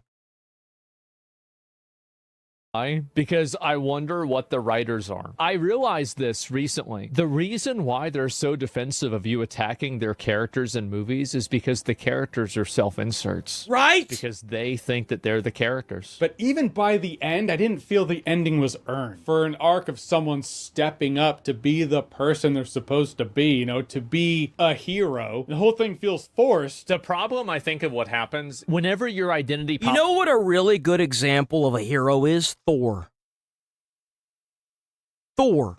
Whenever, I think it was in the Avengers and in Endgame, whenever you see him lose everything, including Loki, and he turns into, like, disarray, right? It mind-fucked this man to the point where he got a beer belly. And then you finally see him, like, you see him go through his entire arc in basically one film, where he, I think it was Infinity War, where he goes and makes Stormbreaker. That scene where Thor shows up with Stormbreaker in the middle of that combat, dude, that was redemption right there. That was fucking redemption, boys. This is a joke. These characters they got now are fucking bitches. They're pussies, man. They're nothing. They're piss ants. Nobody cares about them because they have no value. They don't have a character that loses everything and continues to get beat the fuck down constantly, where their moral shines above the aggressive behavior of the bad guy. Like, what makes these older movies so good is the fact that even whenever the main character is down, it's just like real life. You know, like, how often whenever you have, like, a flat tire, then your boss calls you and you're like, he's like, I need you to get in early. If not, then, you know, I'm gonna have to, you know, take some form of, like, I don't know, fucking bullshit against you, like a write-up or something, right? It's that feeling that no matter how low you can always be kicked down 10 more feet. But somehow the hero gets back up onto their feet and outshines it all. That's inspiration. Not this fucking slop, this, oh, she's a hot mess, guys, but you still love her, right? No. Nobody wants to be forced to accept the fact that you can't pick up after yourself and attend a fucking job, dude. It's fucking annoying. It's gross. No one wants that. Nobody wants to be around that. It's stupid.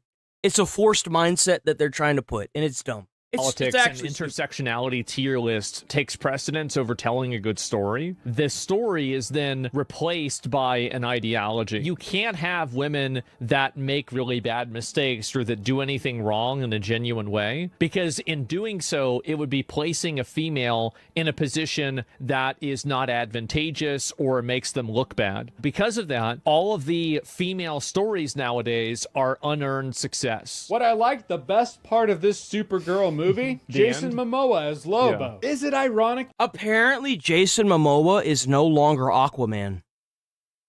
I didn't know that. Apparently, Aquaman is no longer Jason Momoa. That's a thing. I think everybody's wanted him to be Lobo. People have wanted this forever. The best part of Supergirl is the main man. The best part of Supergirl is the main male actor. Many such cases. This was the incredible script that was apparently by implication better than the rest. This was pretty rough. So didn't Supergirl actress say the movie isn't for Christian dads? I don't think that anybody cares about that. This is the reality. It's like the reason why it was a big deal that like Rachel Zegler said that about Snow White. It's really not about the love story at all. The guy who literally stalks her. Is because Snow White was a huge franchise. What I'm saying is like nobody knows enough about the movie to even care enough to boycott it. But in honor of Pride Month, as I'm getting all these questions, I don't know. I think that what makes this film so beautiful is that it's not centered around a man. It's not centered around love. I don't know. And that's the reason why you won't get any views on this, and it's bombing at the box office. Right there. What we have here is another company that's going to have to spend millions more dollars to try and put this movie back into theaters to make just a little bit more money off of it. It's great. This is the outcome of Supergirl is probably going to be ranked one of the worst films that DC has ever produced. Should probably go both ways. What the fuck? That's right. That's right, guys. Do we even have? Nah, we got to move on. Like I said, I'm going to have to get off early today, so we're going to try and blow through as much of this as we can.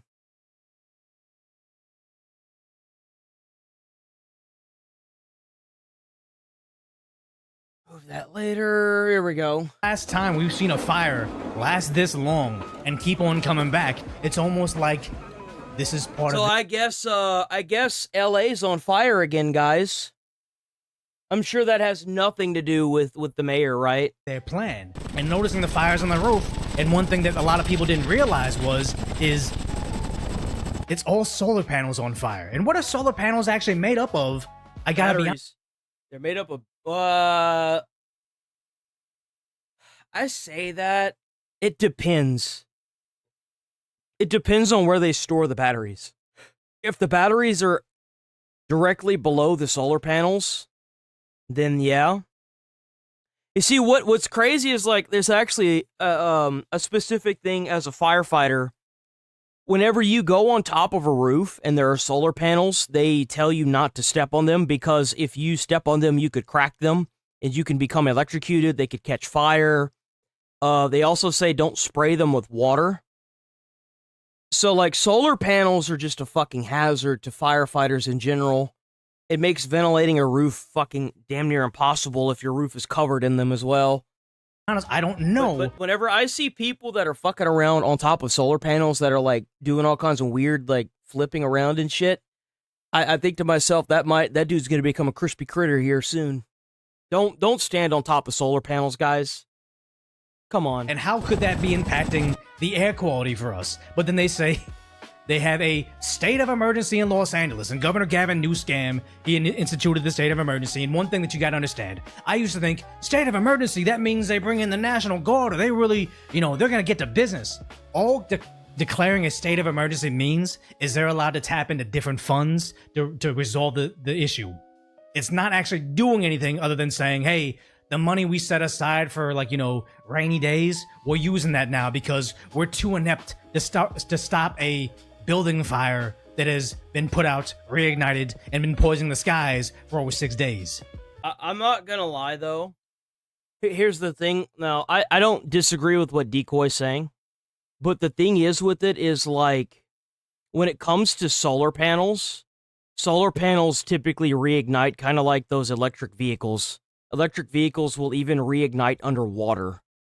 So the issue that I can see here is that if they manage to put the fire out, they should strip, if it's the same building that keeps lighting, they should probably strip the building of the solar panels and redo them.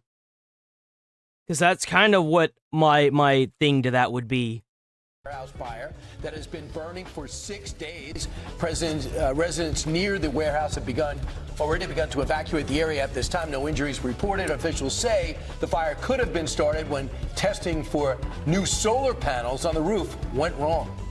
So much for green energy with this lineage cold storage facility. They said, let's go green, protect the environment, use less fossil fuels, and now how many solar panels do we have to have operating for how long can do the carbon offset of what this 6-day fire has done to our environment? I think that it might be a good idea, but it seems to me like whatever company they use to get those solar panels kind of fucked them over. That's what it sounds like to me. I don't necessarily blame the company. I just don't, man. I think that the solar panel company should be held liable for these damages. Honestly, I don't think it could be the dangerous fumes. Imagine what's happening to just the kid that lives. Like, if you do something in good faith, I'm gonna have a lot more leniency than if they put those up there to literally catch the building on fire for insurance purposes. I just am behind this facility. It doesn't really save the environment. even get up on that roof because all of the solar panels have burned clean on one side. And then what happens? Like all the solar panels, some of them didn't get scorched, but I imagine the soot that went over the top of them, they're no longer good. And are they going to be like what do you call it? Like a wind turbine, unless then whatever pesticides and like the homes again. So another thing to learn from all this here in Boyle Heights. I'm Alex Dating with Front Page Index. Thank you, Alex Dating, for being out there and putting yourself in harm's way, because you saw this over here. They said aerosolized lead and cadmium. I can't pronounce that. AKA turbo cancer. You see this over at Dodger Stadium. Now, obviously I'm a Dodger fan, and I was seeing this game, and I was like, are they gonna? Oh yeah, no, that's the state's fault. If you've got a gas cloud of cadmium and aerosolized lead, like that, they should have done like an emergency evacuation of that entire area. There's no excuse for that. That's the city that's done that there. Because in Texas, if we know for a fact that they have some kind of aerosolized gas like that, we would be evacuating the area. There's no fucking way, dude. That is the city. 100%. Cancel the game, or do the Dodgers not care about their $1 million players that much? They're gonna let them play amongst the turbo cancer air. But apparently, it doesn't even matter if the Dodgers, the people who own the Dodgers, want them to play or not. That's the city's responsibility. Like, the fire department will notify the police department, and the police department, at least in the state of Texas, will start evacuating people upwind from this. But because California is trying to make all of the fucking people that live there that are citizens flee that state like it's the fucking plague, I could imagine that it'd be harder for that to happen, huh? As the day went on, this top layer got blown away, thankfully. But I'm willing to bet the MLB, even if they tested the air quality, the AQI, and said, you know what, probably shouldn't still be playing, they're not going to miss out on the millions that they had. There's a rain delay, but there's no turbo cancer delay, so they probably let it happen. But the craziest part about this is one, Karen Bass was out of town again for another major law. I mean, can we really hate on Karen Bass for that? Because, the fucking governor here does that shit all the time. I don't even know his name. Who is the governor of Texas? Greg Abbott. I mean, Greg Abbott does that shit all the time. It's like they have this shit on like a timer or something, Los Angeles fire that have been going on for 6 days. Now, mind you, the first one was she got warnings that there was going to be super fire conditions, and then she shouldn't have left. No, if she knew that there was going to be super fire conditions, she shouldn't have left. But I think she knows that her time as mayor is over with anyway, so she really doesn't have anything to hide. She's caught on recording saying, okay, look, still made her trip. She still stayed in Chicago. Family was impacted by the fires as well. Isn't Karen Bass, am I getting accused? Or isn't it Karen Bass's own brother, is suing her over the wildfires? Yeah, I hated it. Again, she didn't hate the fact the fires occurred. She didn't hate the fact that this is going to provide her and Governor Gavin Newsom the greatest opportunity at a land grab in their lifetimes. Yeah. They don't hate that. They just hate the idea that it makes them look bad sometimes. But again, I don't think they're there to protect the citizens. I think they're there to protect their own political career. Obviously. That's obviously what's going on here. Did he have another upload? Let me see. Give me a second. I wanted to see something. No. Okay.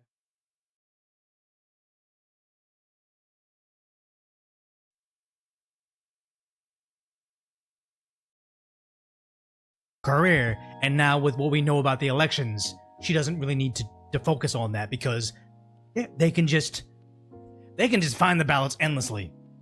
It is a horrible feeling to know that it took a long time to come back because of how far away I was. So you want that? Then why did you go? Like, why would you leave? Like, I'm sorry, but if you're like the governor or the mayor of a city, or you're the governor of a state, you shouldn't leave the state, period. No exception, unless it's to go to like the federal government, Capitol Hill. I don't understand where the fuck these guys get off going to fucking vacation all the way and who the fuck knows where, but this has to stop, man. You were like a 4-hour flight away this time. You weren't in Ghana. You weren't in another country. on another continent. You were in Chicago. You could have just landed, heard about just lying to your faces on businesses don't care about your exposure. So much worse by being firmly suctioned onto you. We want a town hall meeting. We want them to. Town hall meeting won't do anything because you guys kept on electing these people. And again, I'm not exactly. Yeah, they're just going to ignore you. A town hall's not going to do shit. That's the thing, is that it's not going to do anything. They've already gotten the stranglehold over the state. The only thing that's going to change the direction of California is if they find anything fraudulent with the voting that happened in California and the federal government mobilizes and completely takes the state back. That's the only way that you're going to see any change in California now. But for the most part, they've completely captured it. Like, whether you like it or not, between the fires that happened and the businesses and homeowners that are fleeing the state in mass, Blaming them, it's not going to 'cause I happen. don't think that the election something suspicious. Tell us what's going to happen. The fire erupted last Wednesday at the massive cold storage warehouse, and since then, firefighters have been battling from the ground and air. What we're doing now is pulling everything away so we can take those skins off and get the water to penetrate. Recently tearing away parts of the 500,000 square foot building, trying to reach hot spots buried deep inside. The more water we put on this fire, the less smoke we're going to get. A similar fire ignited on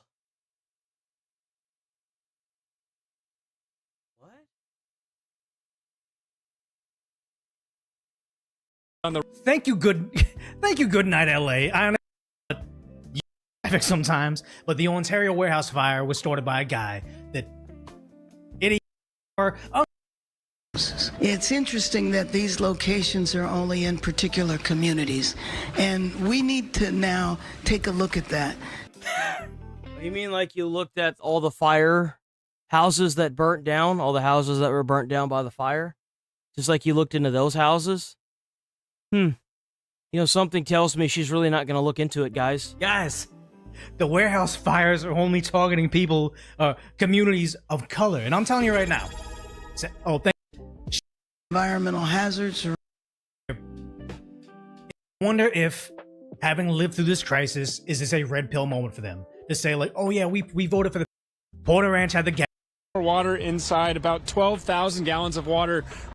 No, we're run by idiots. I'm just happy that they fucking have water now. I am. Helicopters that were larger. I'm not gonna lie to y'all. From my experience as a fireman, I can't even get mad at this. Because, like, the thing is like, the mayor's not gonna be able to do shit other than make sure that the people that need to be evacuated from that cadmium and lead cloud are out of the way. But the thing is like, if solar panels go up like that, there's not really much you can do as a fireman. Like, I'm going to be completely honest. Like, especially whenever it's a big warehouse like that, all they can do is continue to dump water on it and eventually hope that it goes out and then figure out where it keeps igniting. That's pretty much it. They have the tools to do the job. It's just a matter of time now. This isn't like the LA fires, so I'm not boiling with anger because they have everything they need to get the job done. All you can do is keep dumping as much water as you can on that bitch. GPM puts out fire. Is being totally taken over by a bunch of fucking radical communists and socialists. They are. And you have all these people. This is their big, actually this is from Zoran. That's a different one. I was looking at another one.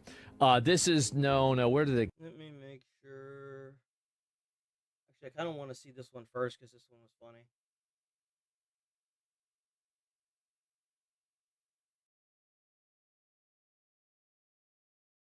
So, this lady used to work at JP Morgan, and guess what?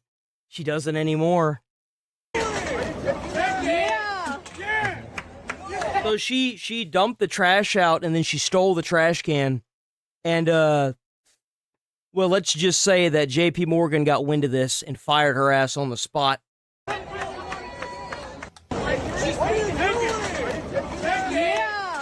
The woman who emptied the Knicks trash can on the street and stole it was a DEI executive at JP Morgan Chase. Angie. Damn, executive. See, this is what entitlement looks like, guys.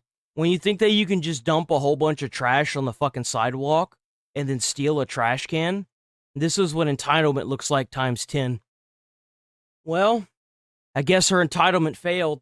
Bays, a director of DEI at JP Morgan. JP Morgan apparently fired her after the video got millions of views on social media, and the firm confirmed today that she's no longer with them. So this is her sitting on the This Knicks fan stole the city's custom championship trash can and even traveled with it on the subway after New York's championship parade. The woman went viral after being filmed dumping trash from one of the bins onto the sidewalk before taking the Dumb motherfucker. That's what you get, stupid ass. That's what you fucking get.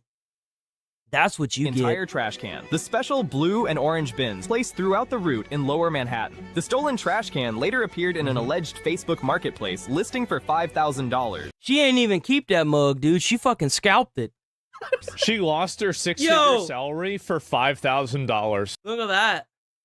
Damn, guys. Imagine getting fired from your job and then being publicly exposed for doing this. JP Morgan hiring her with this resume is a bigger crime than dumping her trash on the sidewalk. Freelance, she's an art director, a mobile app, lead designer, and illustrator for typesetting. Let me see your professional resume skills. Confluence, agile, leadership, communication, Adobe Suite, HTML.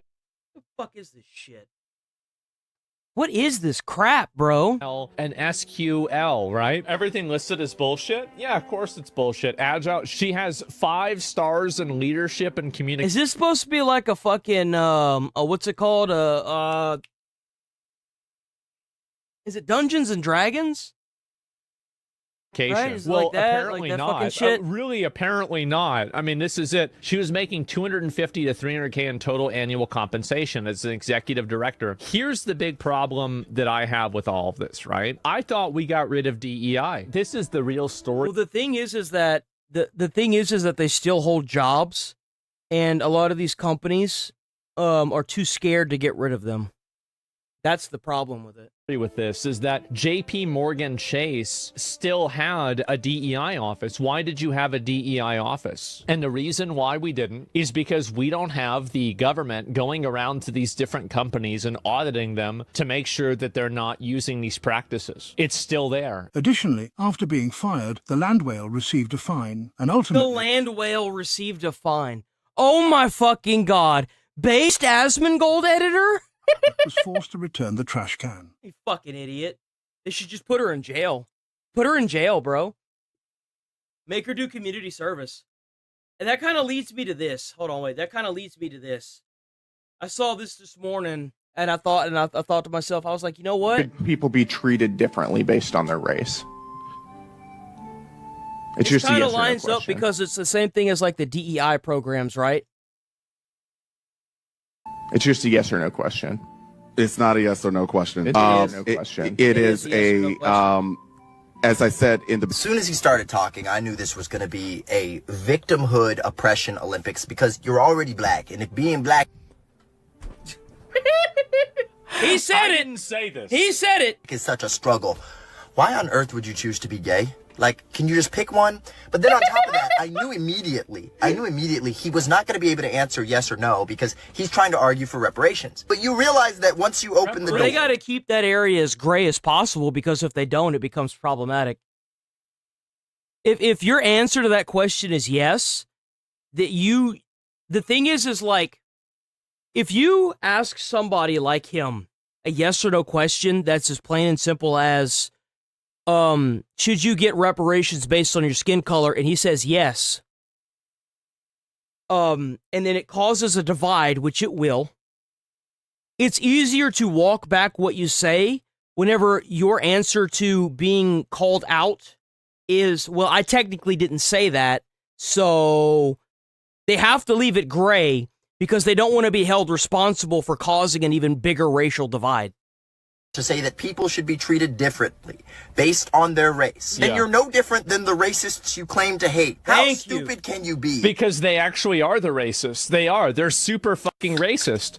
They just want to act like they're not. That's the reason why. It's everybody knows this. To think that it's fair to unjustly deem white people today who had nothing to do with an evil practice in the past. Let's not forget about the fact that white people fought for civil rights as well, during the revolution. Let's not forget about that. A lot of white people, along with a lot of black people, died fighting for freedom of the slaves. Let's not forget about that, right? Wouldn't be no damn revolution if the white people didn't stand up to the white people. And many of their ancestors fought and died in the Civil War to make it to where we don't have slavery anymore. And beyond that, many of the people that are still alive now, people like Bernie Sanders, got dragged around by the police and brutalized for protesting for their civil rights. That's right. It's not just that we didn't have anything to do with it. It's that many of us actively fought against it. Yep. Responsible for the past. But they don't want to remember that, right? They don't want to talk about that. And therefore it would defeat their narrative. It's okay Bernie was in a Civil for War. you today, a black person, to be racist against a white person today.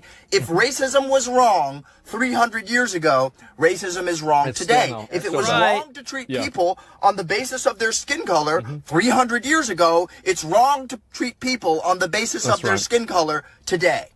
This is not rocket science. And Preach it, brother. Answer is very simple. It is wrong to treat people differently on the basis of their skin color. Thank you. Holy crap. It's like it's fucking unheard of, bro. To go. Well, one of these, and so you're having the Democrat Party be totally taken over by socialism and by race communism and other bullshit like this. I think it's actually quite funny because I've told people this is what was going to happen. I have. I've said this multiple times just like over and over. It's just like Hassan's audience. It's just like Hassan's audience. Y'all remember whenever I was streaming all those days and we had so many of those people that came in that I had to ban, and they're like, well, some people were like, I don't agree with you banning people, and da-da-da-da-da-da. If I had to ban those people, they would have taken me over. You gotta put them in a padded room instead of trying to pad the damn stream. You know what I'm saying? Well, I'm not gonna say this because the people in chat might get offended. Nah, fuck that. You got a problem with what I'm saying? Banned. Get the fuck out. Bye. You know what I'm saying? Like, it's the same thing. The second that the Palestine-Israel thing, Trump made peace in Palestine and in Israel with the Gaza Strip or whatever the fuck that stupid shit was over there. The second that happened, Hassan's entire audience turned on him with the dog shock thing. The Democratic Party is feeling the aftershock and the byproducts of the party that they made. Over. Leftists now, right? And so this is the new party of the left. And this is the reason why I'm happy. Look at that. Isn't that crazy? I didn't even realize that they were doing a Nazi salute. That's literally what they're doing. You remember all the shit they gave Elon Musk whenever he gave a salute on stage? That's crazy, ain't it? It's crazy how these people, they even have a Democrat now with a Nazi tattoo on his fucking chest. Literally a known white supremacist. And they went after Elon Musk for a fucked up salute, right? That Elon was like, yeah, I'm just going to ignore this. And then the same thing at the No Kings protest. You remember we had that jackass in chat that was like, oh, those are counter protesters. And he got permabanned because he was retarded. Same difference. Same difference. These guys are not your allies. These guys are not they're not your friends. They are anti-American, anti-Western culture, commies to the core. Happy about it. I'm happy about it because this is a very easy group to other. This is an easy group to demonize, and it's an easy group to take action against, right? And I think also they don't really appeal to the average, like they appeal to Democrats. They're going to win Democrat primaries. And it's because Democrats there is no cohesive ideology that Democrats exist around. I guarantee you there are going to be a lot of people that are old school Democrats that are going to run as Republicans because they know that the Democratic Party is a problem now. It's not just a problem for the Republicans and the Democrats. It's a problem for Western culture and America as we know it. They are. If you want the rest of America to look like California, something has to be done now. Because when it gets to the point where they're finding mail-in votes 7 days after the election is supposed to be done, we have a fucking massive problem in California. And it's only going to get worse unless the federal government steps in and does what it's supposed to, which, by the way, I don't think is going to happen. And so also this, let me see if I can pull it up.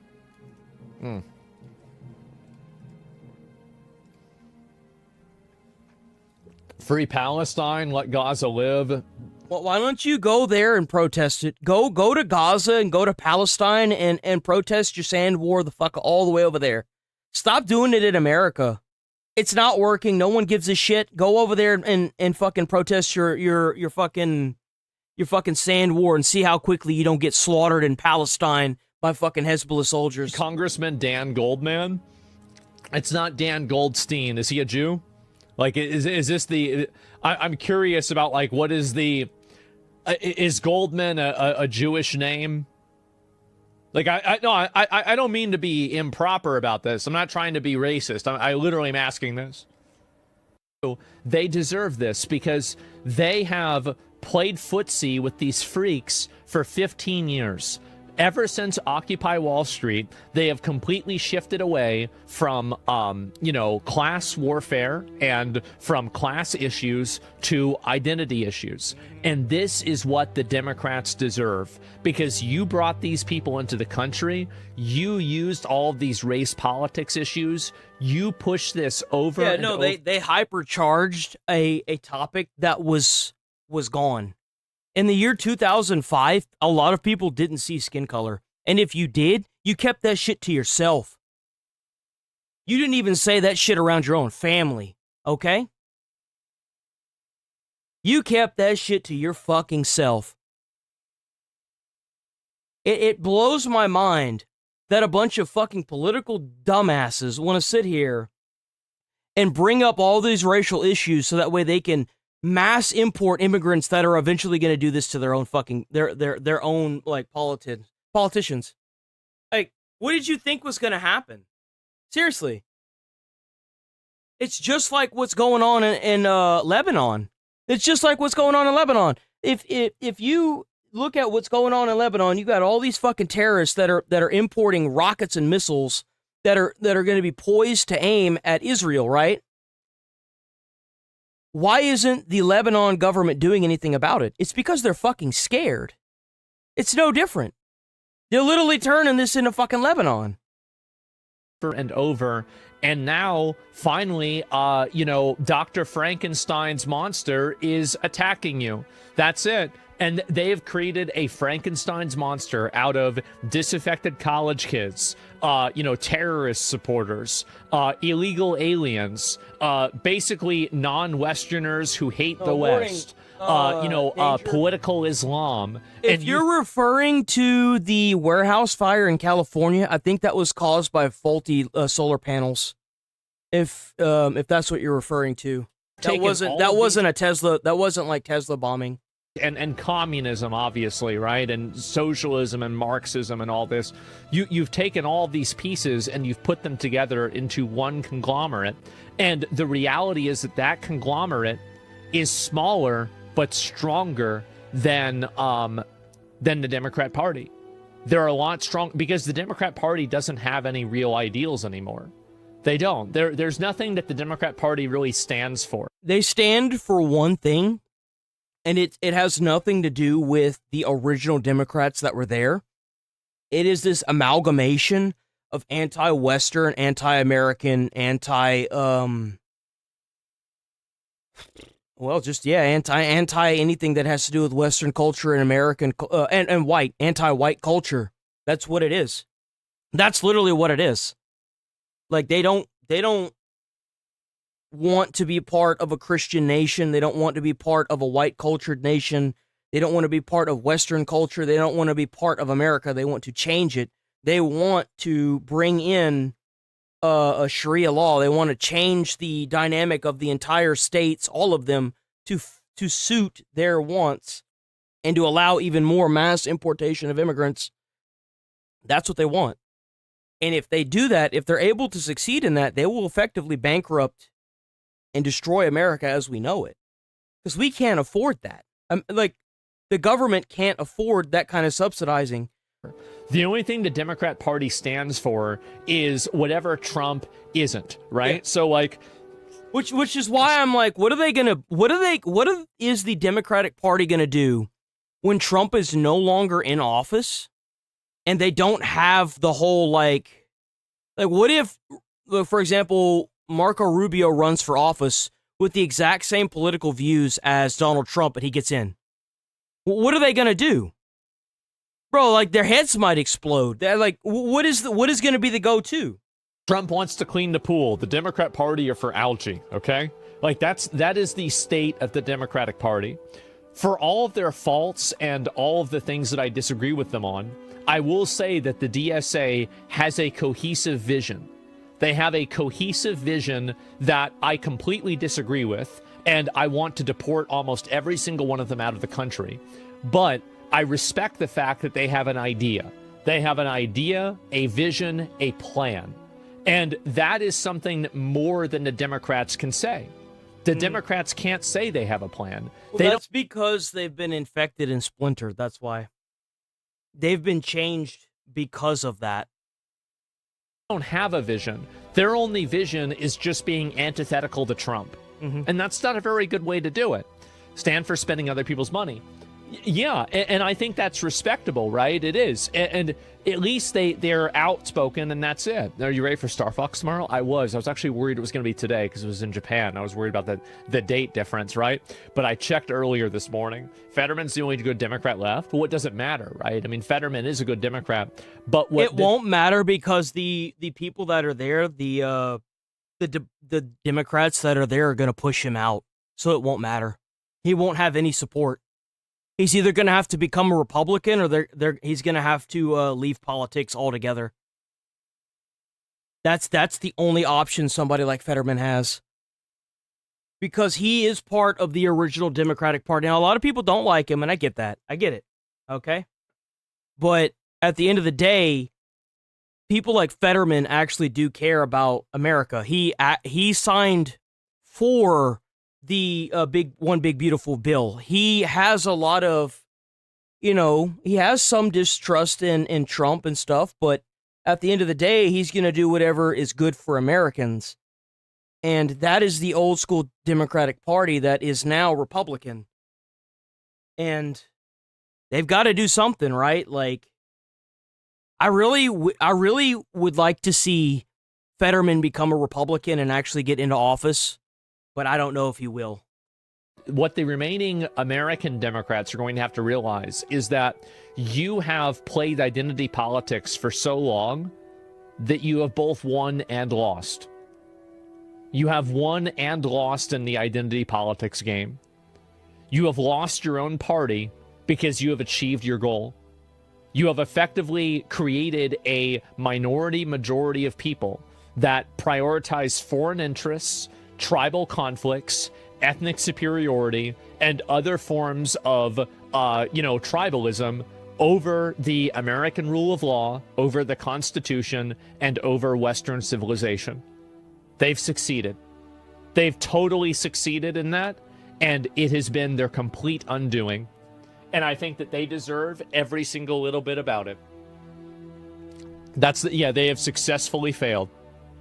It's going to ruin them. It is. And I think that also the moment that you play some jihadi, right? Or these people, this is a good example, right? So this is a person that won a Democratic primary. Let's listen to what they're saying. And finding that, the system of capitalism and racism, and white supremacy, etc., have all, and Islamophobia have all been used, to colonize lands, right, to take resources from other people. W10 Jules from Cali native, W10 Jules, and also Mossy Oat Cracker with the 10 Jules for the poop. It's like a long trajectory, and we're just seeing what you have to understand is that the reason why they say this is it creates it's basically a permission structure for them to enable themselves to do the same thing. Basically, and you've heard a lot of people like this say that, where it's basically like, well, you guys colonized and now you're being colonized.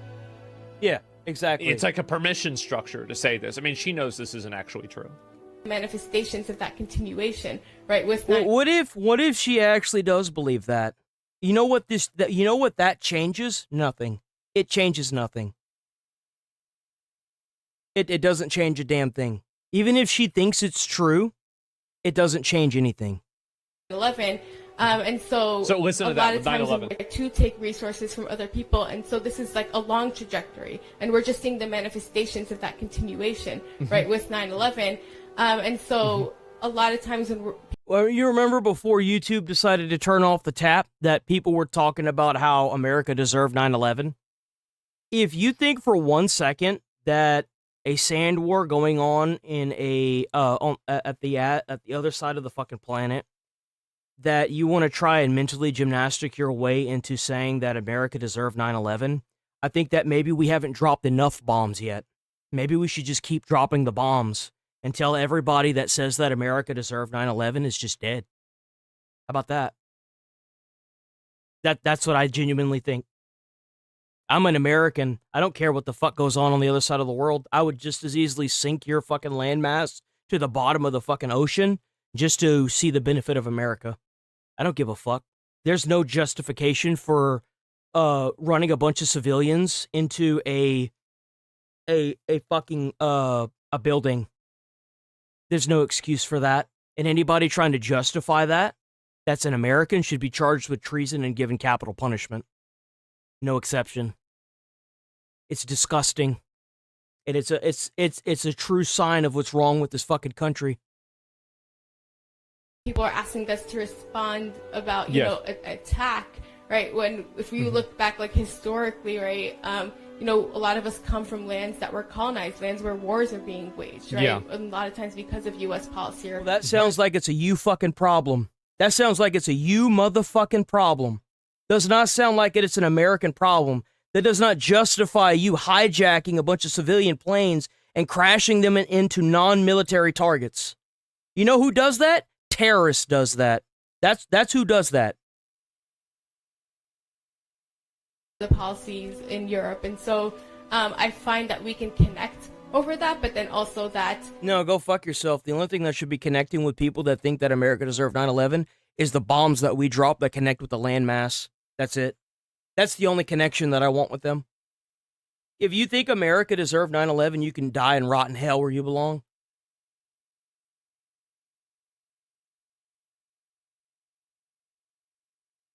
Like, the 9/11 changed America as we know it. And the fact that we sent over all those soldiers to Iraq, Afghanistan, and fought for as long as we did, not only for a military-industrial complex, but just to let these people invade us in the end, is fucking disgusting. Think about how many patriots died in that fucking war for nothing. Not again. the idea that we have to apologize for like a terror attack that like a couple of people did, and then there is no apologies or reparations for genocides and for slavery, etc., is something that I kind of find like reprehensible. So this is the way that they look at things. And the point that I'm showing I don't give you a shit how you look at something. This water bottle's $1 million. I'm a millionaire, guys. I'm a millionaire.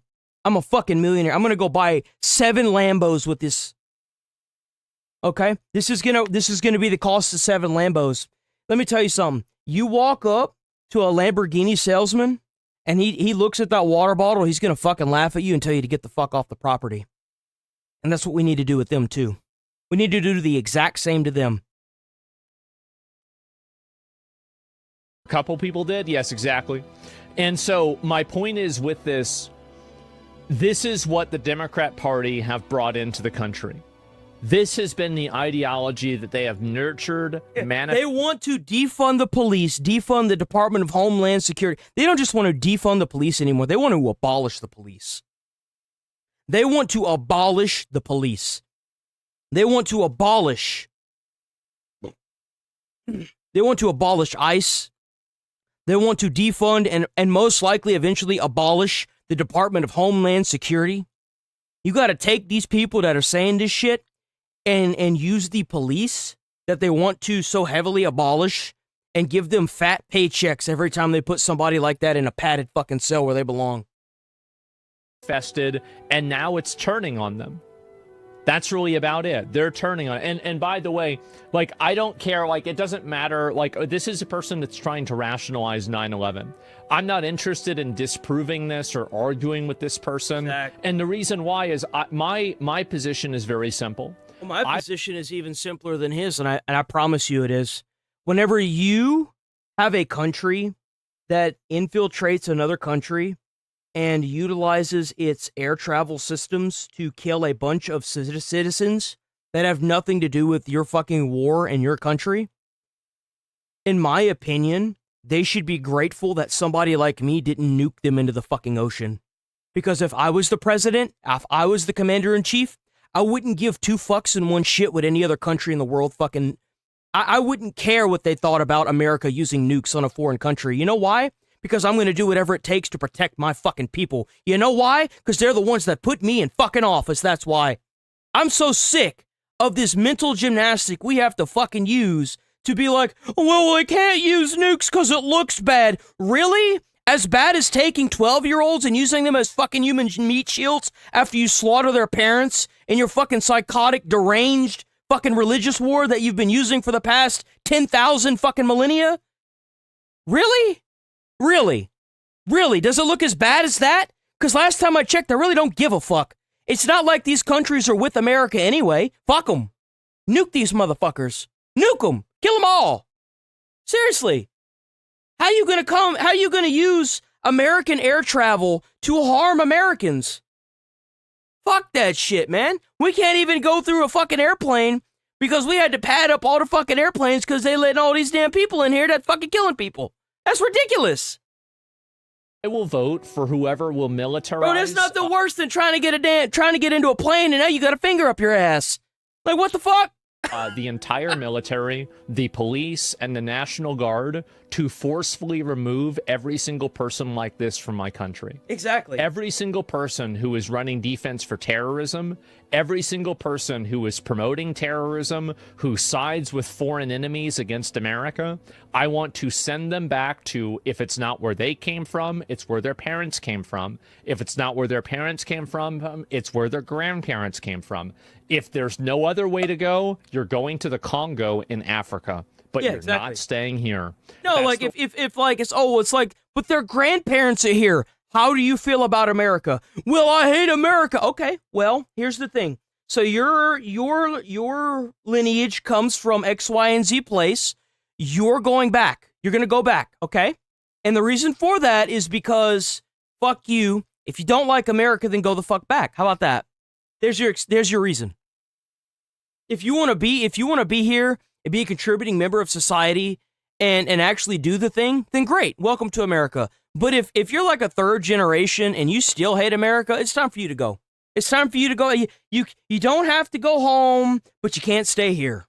The way I see it, and I will vote for whoever will do that. And I don't care what methods they use. I don't care how the sausage is made. All I want is to eat it. I do. That's all I care about, and I want it. And so that's really the way I see it. That's where I'm at. And so, but I recognize this, but here's the problem, is that a lot of Democrats will hear me saying that, and they're going to say that you're the bad guy because they want to disenfranchise you and call you these horrid things so they can continue to push their goal.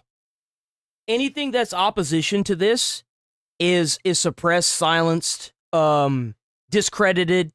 Anything they can do to shut it down, they will do it. They would go as far as killing you. Look at Charlie Kirk. Look what they did to Charlie Kirk. They fucking killed his ass. He's dead.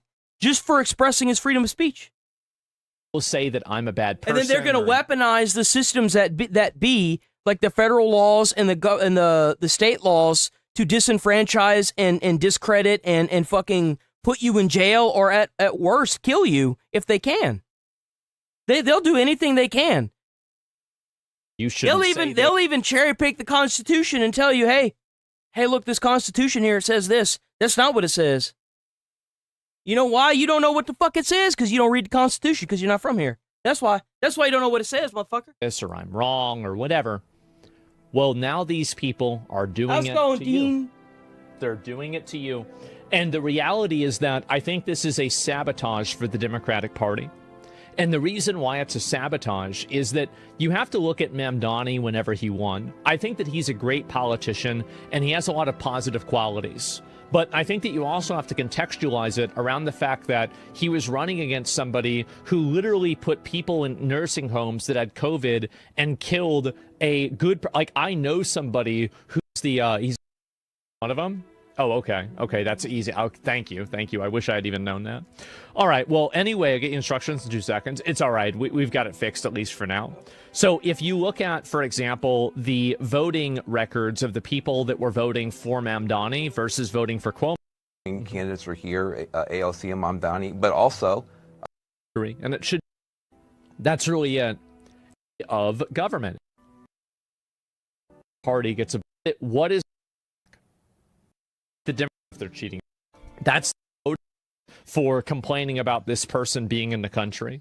So you should have literally zero sympathy for those people, and every single one of their businesses that gets destroyed, every single time that they get harangued in the street for being a Jew, they should be saying, I'm sorry to you. You should be saying, I'm sorry to me, because I told you this was going to happen. We'll probably watch that tomorrow. Let's get into Fox. Like I said, I'm going to be getting off early because I've got a psychiatrist appointment today. So I've got to. We're gonna watch Fox. We'll get all. I'm probably gonna stop streaming at like what the old usual time was at like 11:30, so that way I can get everything set up and get ready for my doctor's appointment. So like today will probably be a short day, like 11:30. But other than that, we'll be back on tomorrow same time. But let's keep going. We're gonna watch us some Fox News now, boys. Supreme Court deals big win in gun rights case. Ooh, hello. All right, welcome back. We're starting to get some of these Supreme Court decisions trickling in. They just issued some major rulings on gun rights and immigration. Shannon Bream joining us live once again. Ooh, let's go. Shannon, what do we know? Okay, so Bill, let me tell you a little bit about the gun case. This was out of Hawaii, where if I hear good things, that's only going to make it even better because I live in Texas. You have a concealed carry permit, which takes some doing there. The presumption under Hawaii law was that you couldn't take it on private property unless you got express permission from the owner of that private property. So things like shops or restaurants. Oh, so what you're saying is that they tried to violate the Constitution because they're dickheads. Okay. So really any private property. Well, the court shut that down today. They say yeah, buddy, let's go. Protect that Second Amendment, big dog. That's what I'm talking about. A new burden on permit holders, people who've gotten these concealed carry permits, who will have to somehow obtain permission to carry a firearm on the property before stepping foot. They say the Hawaii law here violates the constitutional right. Let's go. To keep Get and bear fucked. Arms. Big win for Second Amendment folks and supporters there. This other decision dealing with the border was about if you have to arrive in the U.S. to start an asylum proceeding or an asylum claim, what if you're held on the side in New Mexico? You're not allowed to come in. Immigration advocates had said people should be accepted there, but the court said no. It says we decide only that an alien standing in Mexico does not, quote unquote, arrive in the United States. The INA, International Immigration Law, neither entitles such an alien to apply for asylum nor requires an immigration officer to inspect him. So a win for the Trump administration. Well, there you go. It means that just because you're born in a shithole doesn't give you the right to migrate here. That's not how it works. You could join the military. You can join the United States military and get your green card that way. Why don't you do that? You can serve the country. I mean, the border policy that they're trying. You're not going to do that, right? You don't want to do that. Control here saying if you're not in physically U.S. soil, you cannot apply for asylum claims. More decisions to come. We're watching.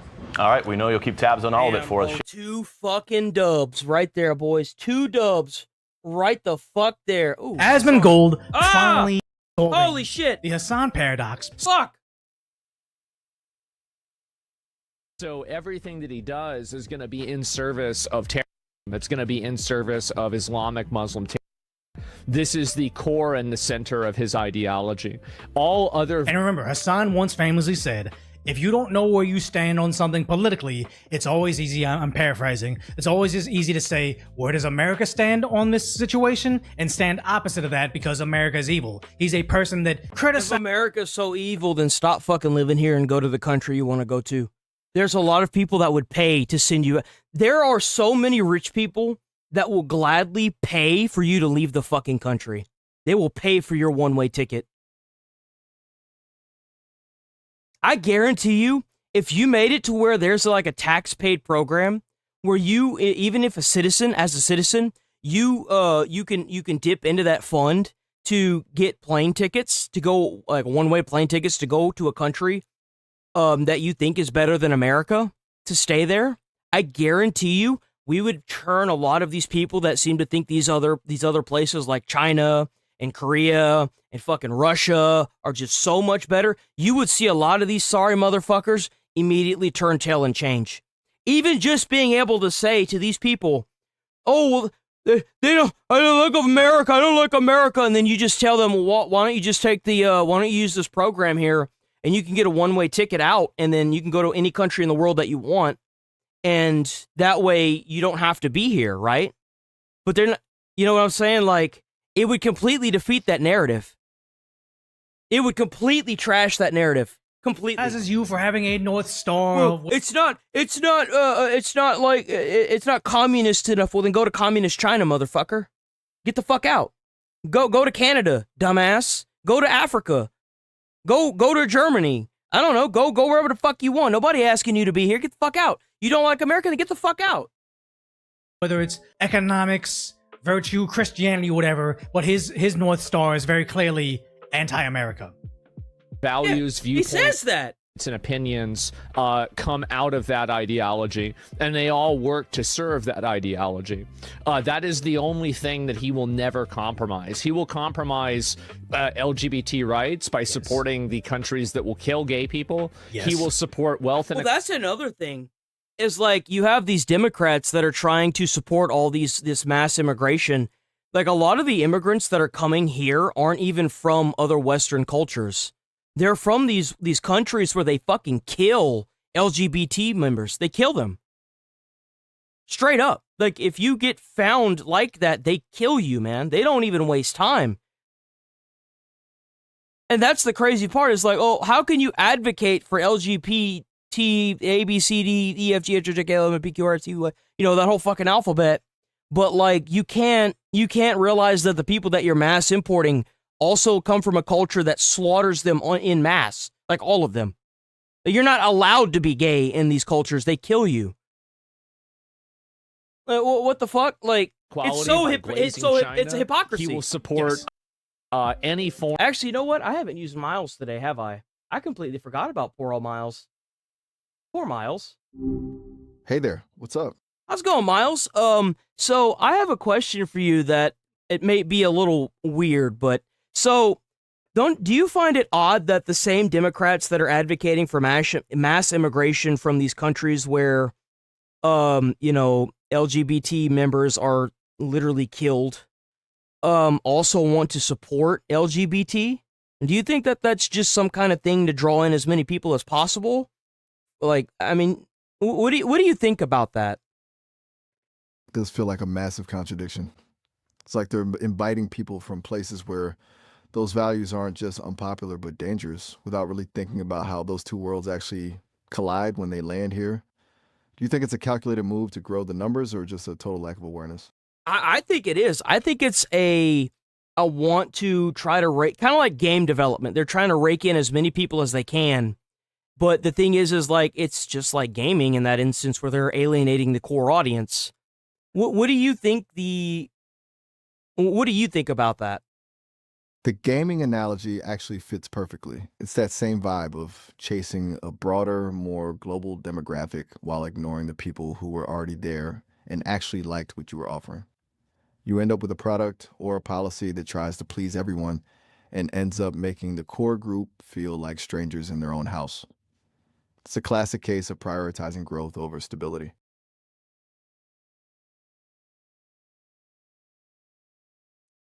And that's what we do here, boys. Please stick around. If you're new here, sub to the channel, hit like on the stream. We're here every day, boys. Yo, W, Miles. Form of non-democracy totalitarianism by, again, endorsing China or Cuba for. I do remember when he was over in China and saying, "Oh my God, look they got a Gucci store and a command economy. I love it." It's like, yeah, your propaganda tour with they had a attractive Chinese woman to show them their technology and their awesome phones. It's like, yeah, they're not gonna take you to those, the lithium mining facilities where they have hundreds of cranes lined up early in the morning so they can all try to mine desperately. They don't show you the people that are in abject poverty hiding behind. They don't show you the 6 cents an hour they get for mining cobalt as a 12-year-old either. There's a lot that you don't see about that. But then they wanna use their advertising to suppress people like Elon Musk. Their barbed wire electrified fence because they don't have enough social credit score points to get out of that small village. Like, obviously they didn't see that. But he's going to sit there and criticize America because we have trillionaires and poor people, but just gladly eats up all the Chinese propaganda possible. Example, but the one thing that he will never do is compromise on Islamic terrorism. And that's because it is the one thing that is the center of all of his other beliefs. Which is crazy to think of terrorism being your North Star. And I never thought of it this way, but it's true. Every other belief works in service. Well, the thing is if you really pick out what it is these guys believe in, if your fundamentals are kept in place by terrorism, then you've already lost the moral high ground, because in order to be considered a terrorist, you have to be killing citizens, not even military people. You're actively going out and harming citizens as a target. So, no, dude, get the fuck out of here. To manifest the increase in Islamic terrorism. This is what he does. So everything that he does is going to be in service of terrorism. And I almost thought about leaving a snarky comment saying, "But even shocking his dog would be in service of terror." And sad to say, it is. Kinda is. It is. It literally is. Get it? Can't prove it. But the idea of him possibly electrocuting his dog, how is that in service of terror? But it's no, it's the sad fact that he used a dog to look cute, perfectly in frame of his live stream, so he can make his simping for terror seem more cuddly. And the idea that the dog got up after a long stream to quietly walk away, then he just... I think that's a bit of a stretch. I think that Hassan just wanted the dog to be a prop in the background, and it kind of backfired on him. I think that's a stretch. I don't want to make any accusations like that or really be affiliated with any accusations like that, because that's kind of hefty. Cover for terror, and it's hefty. I do real stuff. No offense to Decoy, but that's hefty. That's a can real of worms. Politics. I don't want to. But it's he can't escape the fact that he's cultivated such a violence in. Oh, look, there's a Dan Goldman canvasser right there. Oh, I see him. Yeah. And wasn't he the guy that was just phone banking? I forgot what his face. Egg. This is where tomato. Yeah, I guess this is lower Beat east him side. up. Okay, let's move on from that. I just wanted to take a little peek at that. Okay.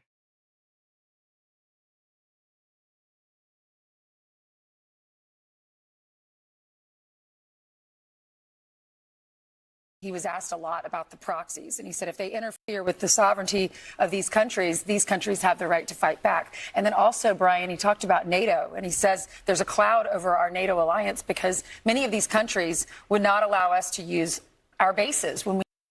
I actually want to talk to Miles about that. I've been meaning to. Hey, what's up? Hey, Miles, what do you think about NATO not getting involved with the Iran war? That's a bit of a head scratcher. It feels like they're trying to walk a tightrope without actually having a rope. You think they're just playing it safe, or is there something bigger they're avoiding? Well, I do find it interesting that there is known facts of the past 47 years of Iran using proxy terrorism to blow up and kill Americans and American citizens in the Middle East. And I do find it very odd that even now, Iran trying to claim that, not anymore anyway, they were trying to claim that they didn't use proxy terrorism, but whenever Hezbollah or Hamas that's in Lebanon keeps attacking Israel, and Israel is bombing the crud out of them and pushing them back in Lebanon, Iran is threatening to remove the deal. Do you think that kind of destroys that whole, like, them not using proxy terrorism narrative? Oh, absolutely. So it completely shreds it. You can't claim you're not the one holding the leash while you're actively shouting orders and threatening to pull it. The second they start leveraging those groups to pressure other countries, we don't do that. Story just evaporates. What about since NATO didn't get involved and they wouldn't let America use any of the allied bases around the Iran war and stuff like that, do you I personally think that America should leave NATO and we should make our own force where the other countries can pay us to send over our navy and, like, I don't know, kind of like a, not necessarily mercenary work, but like to, I don't know, just put a vessel in an area to maintain either dominance or defensiveness of an area, if that makes any sense. What do you think about America leaving NATO? That's a bold move. It's basically saying, fine, if you're not going to have our back when things get messy, we'll just start charging for the service. It would definitely flip the script on how the world sees us, moving from the world police to more of a high-end security firm. I wonder if that would actually make other countries step up, or if they'd just panic. So you actually agree that we are technically the world police? I mean, look at the map. Whether it's a carrier strike group in the Pacific or just being the one everyone calls when things go south, we've been playing that role for decades. We might not always like the job description, but we're definitely the ones wearing the badge. Well, you would agree then that we should at least be getting paid for that, right? We shouldn't be paying into something like NATO if we're always the one that have to come to the rescue. I stand with you on that. It feels like we're paying for a membership fee to a club where we're the only ones doing the actual work. Why pay the bill and do the heavy lifting while everyone else just enjoys the security? Yeah, exactly. Like, for example, how the British Royal Navy, they have like hardly any ships now, and whether it be through their own bad politics or whatever, who do you think has to actually hold the water in a combat situation now? It's going to probably be America, you know? It's a given. The UK used to rule the waves, but now they're basically just along for the ride. When the dust settles and things actually get loud, everyone knows the US Navy is the only one with the kind of reach to actually change the outcome. It's wild that we're effectively the insurance policy for the entire planet, but the premium is only being paid by us.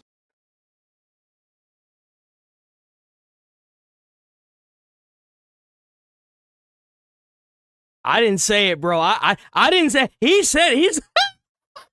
Yo, how the fuck does AI know that shit? But for whatever reason, the dumbass Democrats don't. He needed them, and he said, and they're more at risk than we are. Europe's more at risk because they have missiles that can. Yeah, and that's what we saw when they went after Diego Garcia and it got knocked down. That was further away than France, Paris, France. GOP Senator Rick Scott joins us now. As you know, he sits on the Senate Foreign Relations Committee, and he was also very interested in that give and take. Like, Senator, what is your takeaway after the Secretary of State said, I'm going to visit the Gulf states, and I'm going to do more listening than talking to find out their concerns? He's telling us they're in a good state and on board so far. Do you agree? Absolutely. I mean, first off, you should be unbelievably proud of this president. He is trying to do everything he can to bring peace to the world. What he has done in Iran. You want peace to the world? Kill all the terrorists in the Middle East and bomb the IRGC till they submit. That's the only way you're going to get peace. As far as I can remember, these terrorists have been terrorizing even America. Kill them all. That's what you do.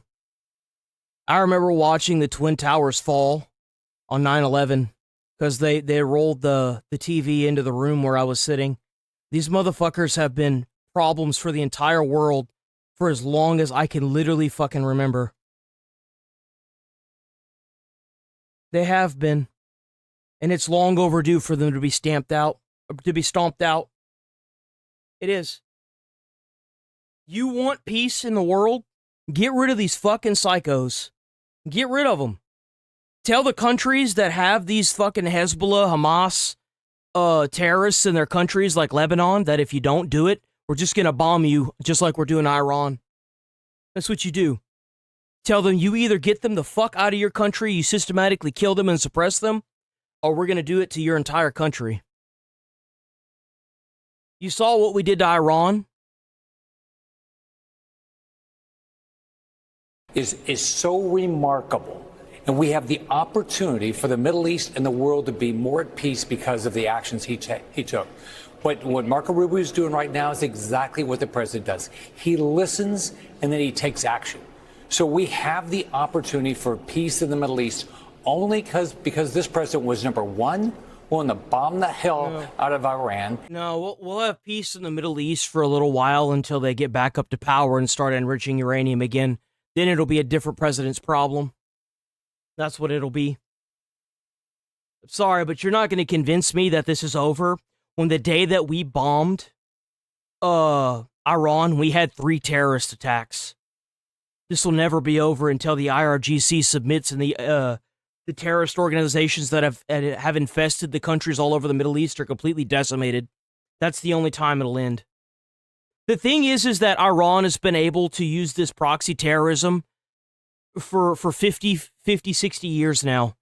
They have, through time, managed to infest all of these different Middle East countries.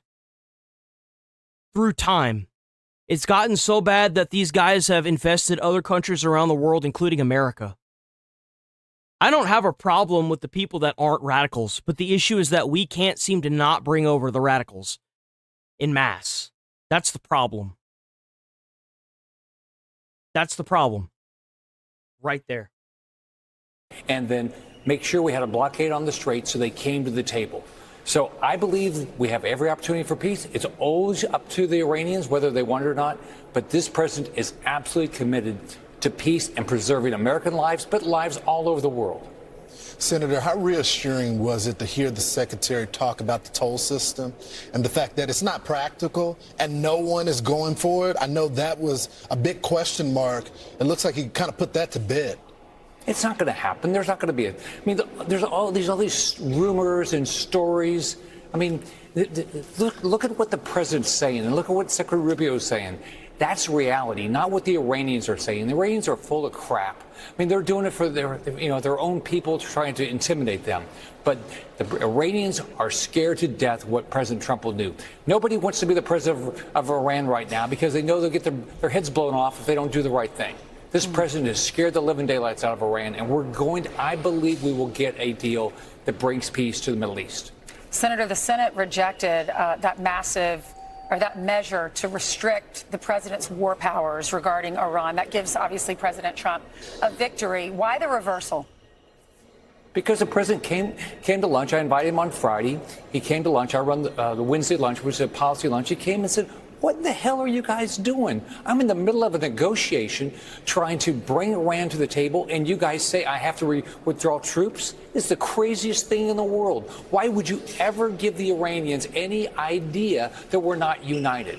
He was furious with the people. It's because Trump, a lot like American people, are getting tired of this fucking bullshit that's going on in the White House. A lot of corrupt politicians up in that motherfucker trying to fuck over a lot of Americans. But they forget their place. To say he had to withdraw troops when he's trying to get a deal. It was a foolish vote for the people that said, oh, no, we have to withdraw troops when we watch what President Trump's trying to do to preserve American lives and bring peace around the world. Senator Rick Scott, thanks so much. Thanks, Senator. Be sure to like and subscribe for all the Fox News latest on YouTube and catch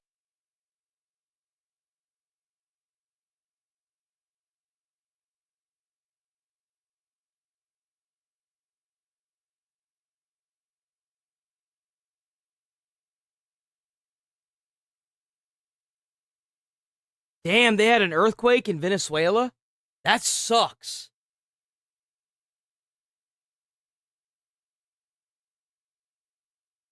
On nuclear inspections, expert warn. Oh, they're still playing games, huh?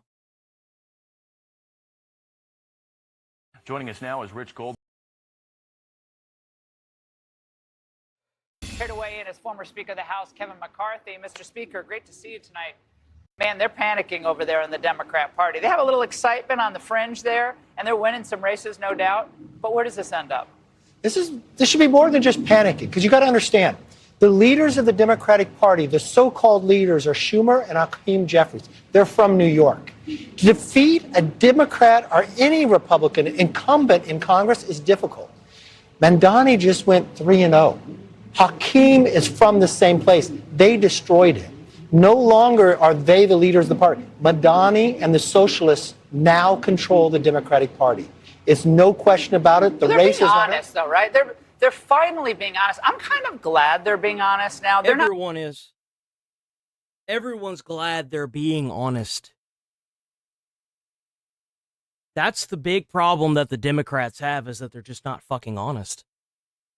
And you know why they're not honest? Is because they don't even know where the hell they stand with each other.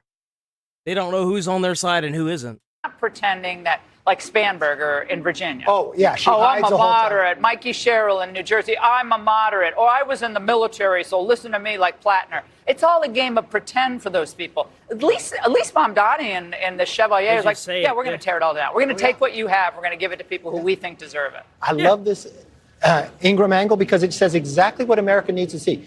We have all these foreign visitors here with the World Cup. They love America, and what about it? They dislike what they're seeing with these socialists. They don't understand what they have been fed, the falsities about America, and they come and see the patriotism, the people of how kind they are. Yes, that's the heart of America. That's what they love. That's what they want to join. And I think yeah, that big surprise if you don't have a group of people that are systematically trying to kill and take jobs and live on welfare.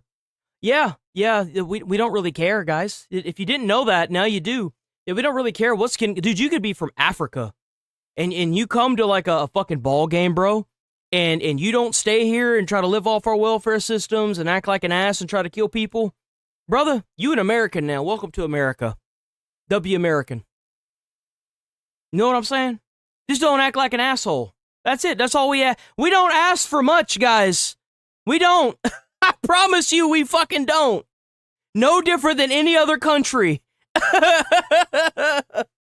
just summed up by the woman who stole the Knicks trash can. If you just here to watch the ball game and then dip up out of this hole, nice to have you. Enjoy your ride back. You know what I'm saying? With the orange and blue trash can. She dumps it out in the street. Again, not caring. It's her city. Her city celebrating, doesn't care, dumps it out, steals it, takes something that's not hers, and then her whole position at J.P. Morgan was like some DEI nonsense position. How come some foreign person come to America and love it greater than what these socialists do about this country? Because they want to change it into a third world shithole, that's why. That's why. They're going to use whatever they can to get in that position, whether it be Mamdani lying about the buses in New York. That's what they're doing. They're claiming that they're socialists. They're not. They're radicals. They're going to promise you health care. They're going to promise you free buses and transportation. They're going to promise you all these great things. But you know what Mamdani hasn't done a single time? He hasn't even addressed the free bus situation, not once. This is going to be the new face of the Democratic Party. Y'all better be ready for it, because there's going to be a lot of stuff in it that's going to be false. These guys aren't here to be a friend. They're not here to have American patriotism. They're not here to do that. They're here to lie to you so they can get votes and get into office, because the thing is their mass forced immigration policies haven't worked. Because of all the pushback. It hasn't worked. And they know it, so they've got to try a different tactic now. I don't quite grasp what they're going for. But they're winning, and they're the leaders of the Democratic Party. Well, Democrats love to attack capitalism, of course, but and things get awkward very quick when they do. Watch this. Where has socialism ever worked, Senator? Is that another question, or is that for the next interview? That's definitely for you. I just want to know one place where... I think that America needs to be the one true melting pot. I can't stand this mentality of, well, America needs capitalism. It needs, all this other shit. And da da da da da. We need to be the one true melting pot. We need to have fierce immigration policies, revered laws, politics that don't stick to one thing. I'm sorry, but if you're so simple-minded that you can't take programs from other cultures that work or other governments that work, you're a fucking idiot. Like, we don't just have to be capitalist. We could take socialism stuff. We could take communism stuff. We could take capitalistic stuff. We can be the true melting pot. We can.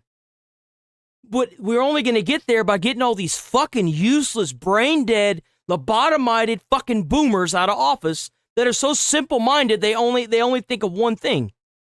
We can be a true melting pot. We can. We can have shit from every culture and every single government all over the world and make this the best country ever made in existence. But no, we're too busy fighting over fucking useless race wars because that's the narrative. Because you've got a bunch of fucking billion-dollar corporations splitting everybody up and all being tied to a narrative of mass immigration, replacement immigration. It makes me so sick to see. It does. It's so disgusting. Socialism has been beneficial. You can have free buses. You can have food stamps. You can have universal basic health care and universal basic income. You can. We have the fucking money for it. But no, we're not going to do that, right? That'd be too easy, right? That'd make the world too nice. You can be a capitalist, but you should pay more in taxes. If you own if you're a trillionaire, bro, you should be paying like 50% on all your taxes. 100%. Like, dude, like you should be paying 50%. 50% of your income should be tax money. If you a hard-working person that can't even afford a fucking house, you a fireman, you a hospital person, you shouldn't be paying no goddamn taxes. You know why? You can't afford it. You can take the government and use it to make percentages on every purchase in a store to where, like, a corporation can't charge you above, like, 10 or 15% of how much it makes to how much it costs to make the product. You can have percentages on housing and fucking and rent to where they can only charge you a certain amount over what you make. You can have these things, but no. But no, we're not going to do that, right? We can be the one true melting pot, but instead we're torn apart by a bunch of useless fucking race wars. This place could be a goddamn fucking paradise. It could be the best country ever made by mankind, but we've got too many old people with one-track minds. That's the problem. When you have me come back on, we can talk about all the races across. You don't need trustworthy people. You just need somebody in power that's going to use the law the way it's supposed to. Most of the laws that prevent this are already in there. They're just not being enforced. Insider trading, that's illegal. What do you think most of these politicians are doing? We already had our Revolutionary War. You know what we should be doing? We should be using the Insurrection Act and cracking down on all these states that want to call themselves sanctuary cities. Should be mobilizing the military and the National Guard to go door to door and lock up 2% of the criminal population and deporting all the illegals. Could be a lot of change, a lot of good that can come to this country if you have the right person in power that's willing to do what it takes to change it. El Salvador had theirs. Where's ours? Where's ours? Okay. Joe Kernan, who I love. Like, let me get to Chat GPT and I'll get back to you. Okay, they have to know it's not working. They have to know. Like, South America is turning economic They have populace. woken up from it. The pain, the generations that have lost. Look, I've been to Venezuela twice since President Trump had made that change. People celebrate us. They love what is transforming there because they watch what they used to have, and now that the socialism took it all away. Well, and when you think of how brazen these candidates are in their hatred of the American tradition. You know, one of them saying she didn't have a napkin, so she used the flag to wipe her face. Openly. Yeah, but they're not even trying to hide it. So for someone like, even a Cory Booker, who initially, again, was kind of a moderate from New Jersey. That's how he initially came into foreign state politics. Where does he go here? Does he just go hard anti-Semitic, hard left, hard socialist? Is that... That's what I think. You're bullshit.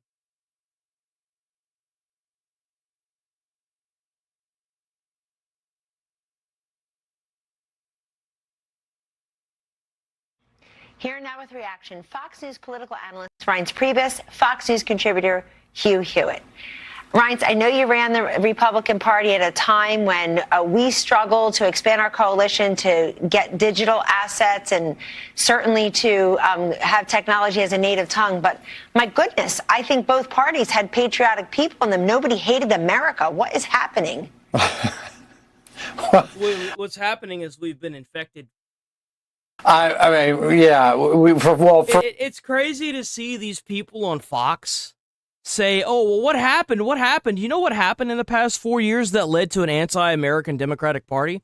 We had a mass importation of illegals or like immigrants that don't want Western culture or America. They don't want it. They're here because they're getting paid to be here. That's where the anti-Americanism comes in. Where do you think it comes in? We didn't have a housing fucking crisis until this happened. We didn't have anti-Americanism as heavily as we do now until this happened. What do you think the cause of this is? Because they're going to blame COVID. COVID was 6 years ago. We all know what caused this. And you know how it's not COVID? Is because it's still happening. Still happening. In 20 years, we're still going to be blaming COVID? Nah, bro. Nah. I'm going to be that one little voice in the darkness that's saying COVID didn't cause this. The Democrat Radical Party did. For one thing, the parties have lost a little control because the parties don't have the power they used to. They used to have all the money and all the volunteers. You could take a governor and you could take a political party and you could say, this kind of crap is going to stop. You're not going to say these anti-Semitic things. And even if you were Mario Cuomo with the New York GOP, psychopaths are born every day. How would you go in and then edit the gene to remove the psychopath tendency? You don't. You just sterilize them, and if they kill somebody, you sterilize them and you keep them alive to harvest their fucking organs, or you send them to a work camp, or you kill them. If you in a society that I would want to live in, if you take somebody else's life with malicious intent, the penalty is death. You took a life, you owe a life. No exception. Maybe don't do that. You'd see it eradicated pretty quickly. you'd shut it down. But this is the Democrats' future. This is not a fringe. That's this right. is Human the future batteries, of the big Democratic dog. Party. They told us that these people were on the margins. These people are winning in the biggest cities in America right now. This is a total rejection of American identity and American patriotism. One of these candidates, I think it was Chevalier, she wiped her hands with the American flag. As you said, they downplayed 9/11. They talk about abolishing immigration enforcement. And lastly, they're on the wrong side of normal. I mean, that's the difference between, you know, the Tea Party movement and the rise of Donald Trump. That was all within the confines of a basic Republican platform. This is totally different. You have Mondami's the kingmaker now of the Democrat Party. They're going to have a rump group now that can stop about anything they want to do in Congress. They created it. This is middle finger politics. This is division for profit, and they have to live with it. But unfortunately, we also have to live with this nonsense, too. Yes. Reince is right, Hugh Hewitt. If you want to weigh in on that, I take these people. Let me see something.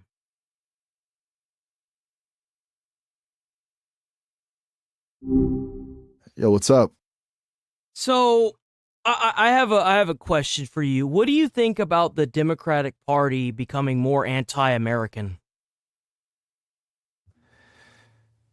That's a pretty big swing. I think it's interesting how the label anti-American gets thrown around now.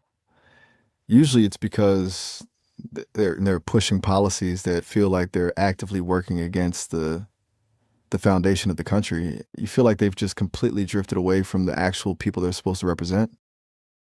I kind of feel like, now hear me out, because I had told chat this like 5 seconds ago, but I don't think that it's the original Democrats. I think that the past 4 years we have been forced to allow a bunch of immigrants and illegals that are anti-American, anti-Western culture to flood the country. And we're being told that the reason why housing and everything has gone up is because of COVID inflation, when we all kind of are aware now, 6 years later, that it's most likely not COVID, right? So my thing is like, I think that this is the outcome of what the Democrats have basically done to themselves. What do you think about that? Sounds like you're saying they basically invited the Trojan horse into the city. If they're bringing in a massive amount of people who don't actually vibe with the culture or the laws, it's kind of a self-inflicted wound. They get the votes in the short term, but they trade away the stability of the country to get them. It's a bold strategy, but it's one that usually ends poorly for everyone involved. Well, what do you think what do you think the best thing is that we can do about that? What do you think that we as Americans could do to fix this, per se? Honestly, it probably starts with just stopping the bleed. Tightening the borders is the obvious move, but I think the real fix is people actually holding the people in power accountable instead of just accepting the narrative. If you're not buying the COVID inflation excuse anymore, other people aren't either. The more people just call it out for what it is, the less they can get away with it. You think the solution is more about law enforcement or just a total shift in how people vote? I think that it is with law enforcement. It's crazy to me that even, for example, Donald Trump was able to get into presidency without like showing his statements and stuff. Like, we have laws against what's it called? We have laws against insider trading, which, by the way, I mean, if you're a congressman and your salary is like $200,000 a year, well, you're not going to be able to afford that multi-million-dollar mansion. Like, let's be honest here, something's obviously funky going on. Like, how come it is they don't try to debank these people and look at their bank statements to make sure there's no actual, like, outside corruption from foreign countries? Like, we just got to enforce the laws that are already there. Exactly. It's like we have this whole rule book, but it's only used when it's convenient for the people at the top. If you're a regular you're a bit. If you're a dit congressman, the law is more like a suggestion. It's wild that we just trust the honor system with people who have the power to move millions around with a single phone call. Can you say Democrat? Sure. Democratic leadership seems to be the ones most comfortable with that honor system. That was weird. Okay. All right. W Miles. Ha, I'll take the W on that one. You're on a roll today. You on a roll, man. You on a roll. That was fucking weird. He couldn't put that in a sentence with the Democrats in that sentence. That's interesting. People very seriously. They're winning elections. They're not just popping off. They're winning elections. They said last night Hakeem Jeffries is next. They want to topple him. This is bad for Chuck Schumer. This is bad for establishment Democrats, but it's really bad for America. Yeah, I mean, It's very bad for America. And good evening to you, Kellyanne, and to Ryan. Ryan is exactly right. This is not the fringe. This is the leading edge of the Democratic Party. The DSA is anti the West, anti-American, anti-Israel, actually anti-Semitic. And it came through. I don't give a fuck about Israel. I'm American, dude. If they want to be anti-Israel, go for it. I don't give a flying fuck. I don't give a shit what they are. As long as they're not anti-American, I don't give a shit. They can be anti-Israel all the fuck they want. I don't give a shit. I don't care if they're anti-Israel. Fuck them. I care if they're anti-American. I'm sorry, but there are way too many Americans that don't give a fuck about Israel. Go push your political weird shit somewhere else, man. That's just weird.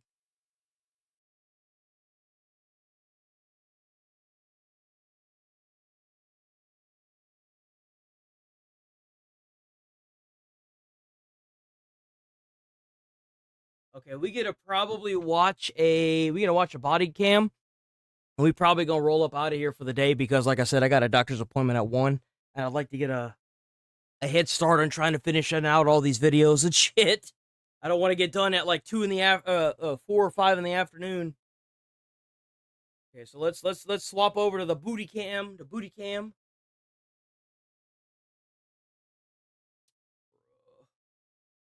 Oh my god, this annoying shit.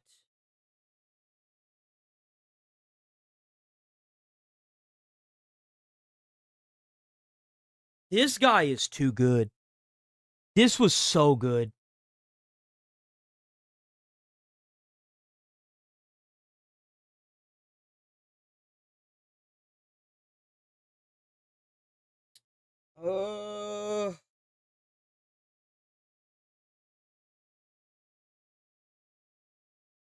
Maybe we watch Horrible Mom Brings Her Baby to... We missed any?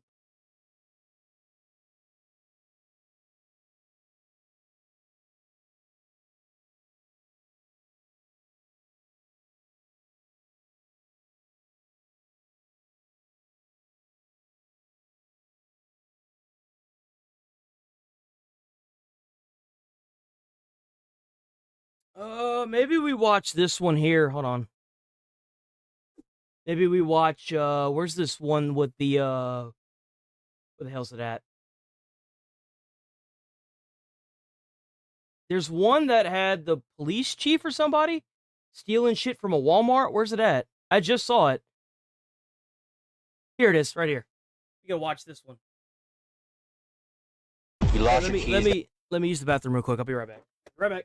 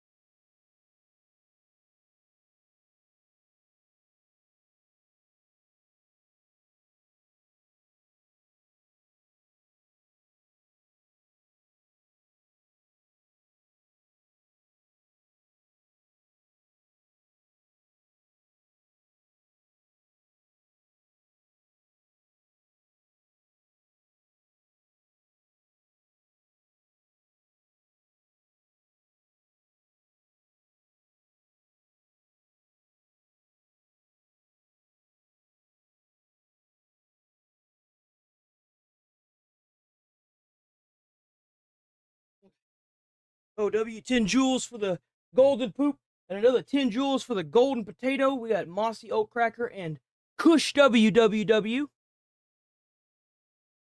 Got flustered, and it was unintentional. It was a mistake. Nothing was intentional. Yes, I am a detective. Okay, grabs a receipt. She's a detective, bro. Oh, come on. On October 6th, 2025, at a Walmart in Show Low, Arizona, loss prevention reported that a woman in uniform was acting suspiciously, placing items inside a tote and attempting to leave without paying. Oh, yeah, no, she was gonna steal that shit for sure. She was gonna steal When that officers shit. arrived, they immediately recognized her as Sergeant Melissa Ward. That's of the actually White a very common thing that they do. That's a very common thing, because I worked at a Walmart for like a year or so, and I worked as self-checkout, and they trained us to look for shit like that. Bro, that happens so often. I can't tell you how many like new hires that lost their jobs because they just didn't check inside of totes and shit. Even if they're checking themselves out, you gotta check the totes, man. You gotta look inside of the totes. You have to. An Apache Police Department. She insisted it was all a mistake, but the cameras told a very different story. So, what's going on right now? Hey, Butler. Melissa, how you doing? She got totes. I saw her in totes grabbing them, and since it's such a big issue with them, I started following her. Every single item she got, she opened the tote, put it in, and closed it every single time. And then when she got to the front end, the only thing she purchased was the tote. And then she tried, before she even bought the tote, she went to the GM exit, was stopped there by the doorhouse, went back, went to customer service, then went back, purchased the tote, and then went through grocery. So it's kind of where we're at. So she knows. Yeah, no. So like, yeah, absolutely. Yeah, no. Put her ass in jail. I wonder how expensive we got today. How much money did we spend today? We'll see. Bro, is that her? Is that her right there sitting down? Looks like she's about to cry, bro. Were you just getting off work and stuff? Okay. So I'm getting stuff for PD for the. I lost my keys. Oh. So I was gonna ask the lady at the front if she could give me a card. Okay. While I go out to the parking lot to get my keys. Get your keys and stuff. Okay. So I'm flustered because I got a phone call too. Okay. Yeah, and he'll chat with you about it, and we'll try to figure it out. Do you have your weapon on you? No, I took it off. Professional courtesy, I'm not putting you in handcuffs, but we're gonna take you to a car, put you in the back. I'm gonna take your bag. Ooh, she about to get. Okay? She's Fair cooked. enough. And then we'll chat down at the PD and stuff. She's okay? so cooked. There's no way. We're gonna walk around here real quick. So she's got her patrol car here. Oh. Okay, I'm gonna have you sit back So here. she's like even still on duty as well. Oh man. Read your rights and everything, okay? I heard her telling you. Yes, she was. So that's why I was like, let's double check with Miles because she was trying to claim that she was going to go intercept somebody at the front to watch her car so she can go back out to her car because she can't find her keys. Why was she stuffing it in the bag? Exactly. So did we find the keys? That's another thing too. We'll search the bag and see if she has her keys or not. But as we pulled in, we see her patrol car chilling. So she came here, just got off work, came here. Oh, so she's off work Read your Miranda rights. You had a right to have one appoint to you prior to question. Do you understand these rights? Okay, so what happened here? And just be straight with me. I mean, we all make mistakes. I'm looking for my keys. So what ended up happening? No, you didn't. You trying to steal? You trying to go on take all that stuff there? That's why you put it inside that tote. Was I went over. I'm supposed to get 2 totes, so I ended up grabbing 1 tote, and I put some stuff in there, and then I got a phone call. Somebody was letting me know we had a family member passed away this morning. So I was just getting ready to leave, but I thought I could go to the front and ask for my keys. There's a lady that's usually right here. She's pretty good about letting you know somebody like park your cart and then go. I went in and I got one of the totes because I need to get candy for the department, and then I was going to put the other stuff in that tote it's my personal stuff that I'm going to buy for today. So I couldn't fit the other tote in there because there's 2 lids. There's only 1 tote, right? I paid for the tote. I can go. Did you see the video at all yet? No. Do you want to just confirm? Yeah, I'm that? gonna go watch. So the tote you have, how come you were putting it aside and then putting a lid on it? Because I'm going to fit another tote in there with candy. No, you're not. No, you're not. No, you're not. You lying. I just want to see the video because she's telling us something, and I want to make sure that what she's trying to tell us doesn't match I was up. watching her on the video. Yeah. She comes when she was in the front end, yeah. Those self-checks that are closed, she went through there, she had her phone out. Okay. Then she cuts around the corner, goes over to Clint at door 2. Clint talks to her, she turns around, she goes to customer service. She waits in line at customer service for a minute or 2. She rolls up, says a couple words to Kimberly, the team lead, comes out, heads back to door 2. What did she say to the team lead? Where is that person at? Talks to Clint again. I want to know what she said. Around, and then she cuts through, up through the self-check, turns around, gets in line to self-check 5. Okay.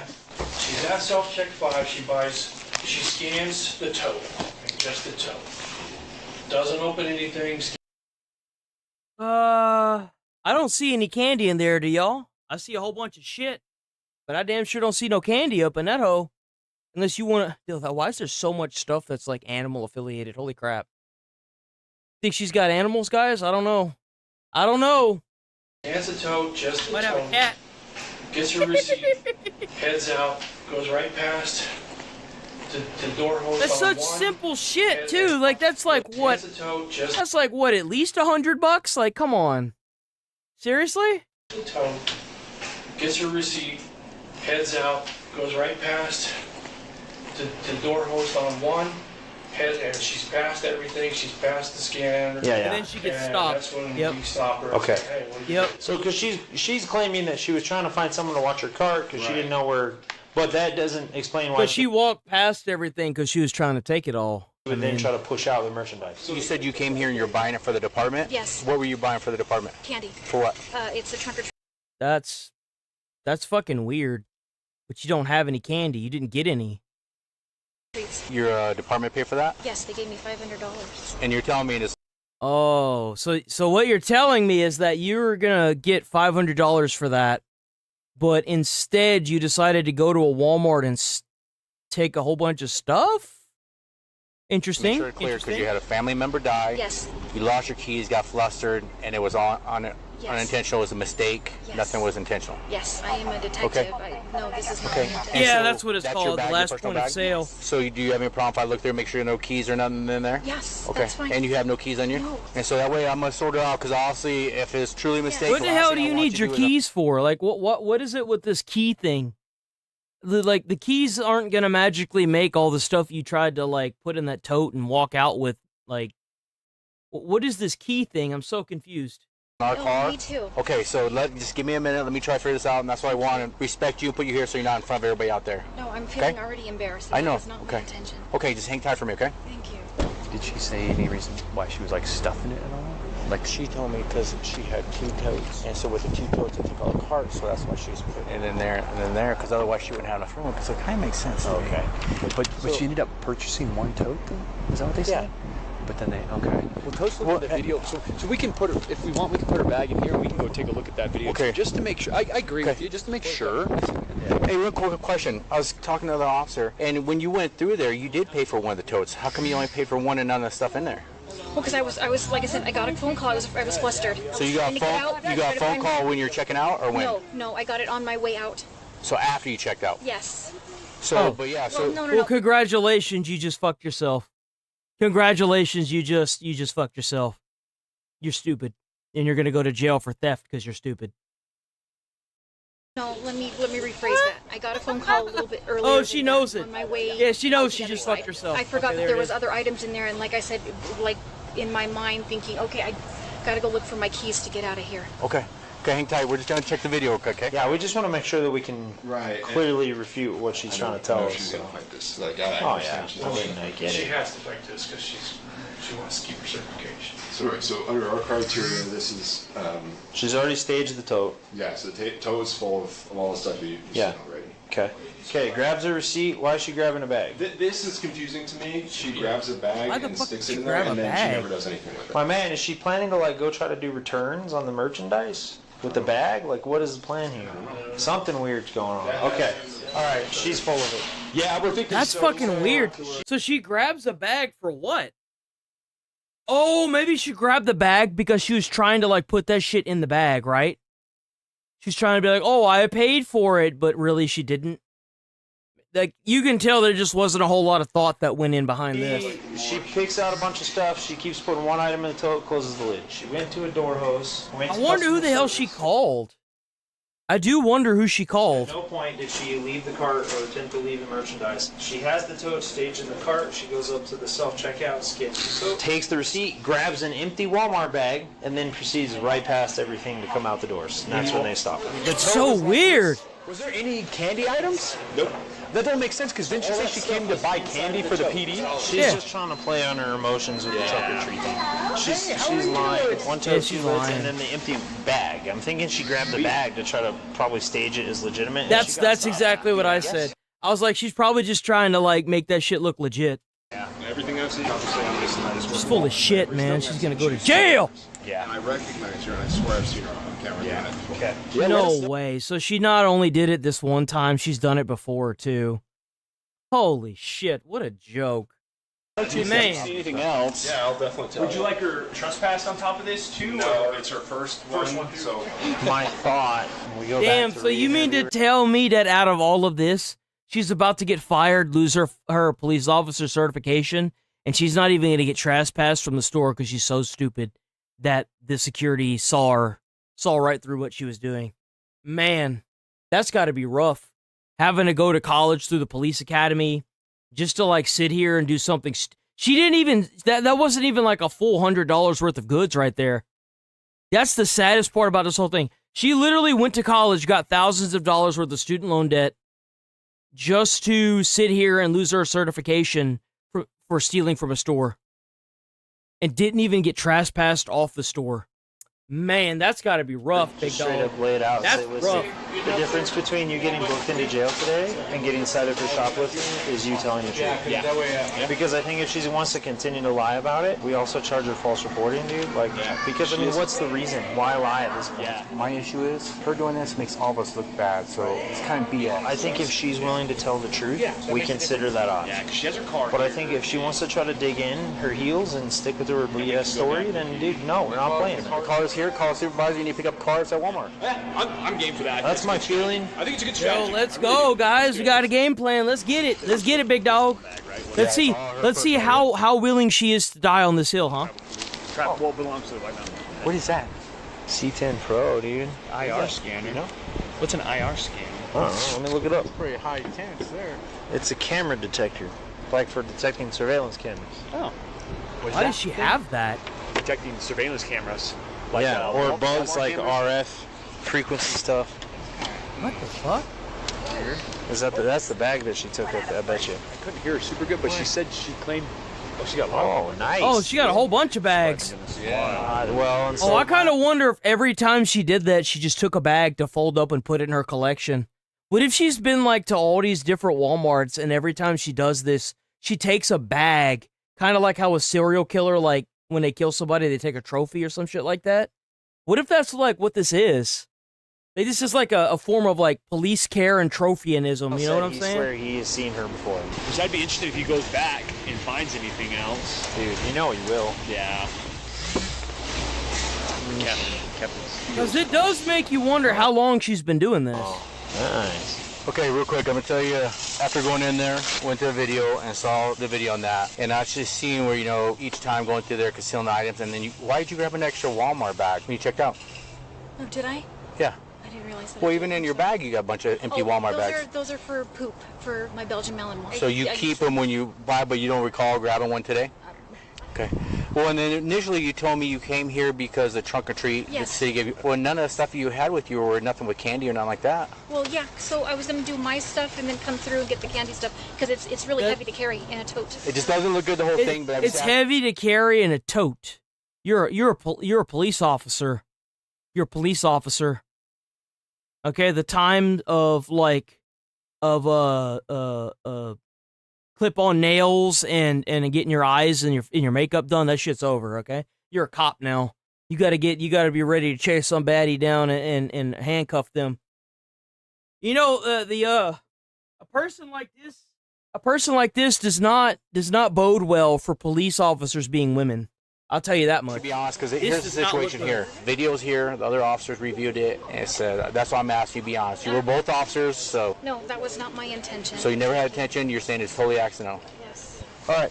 Hang tight for me.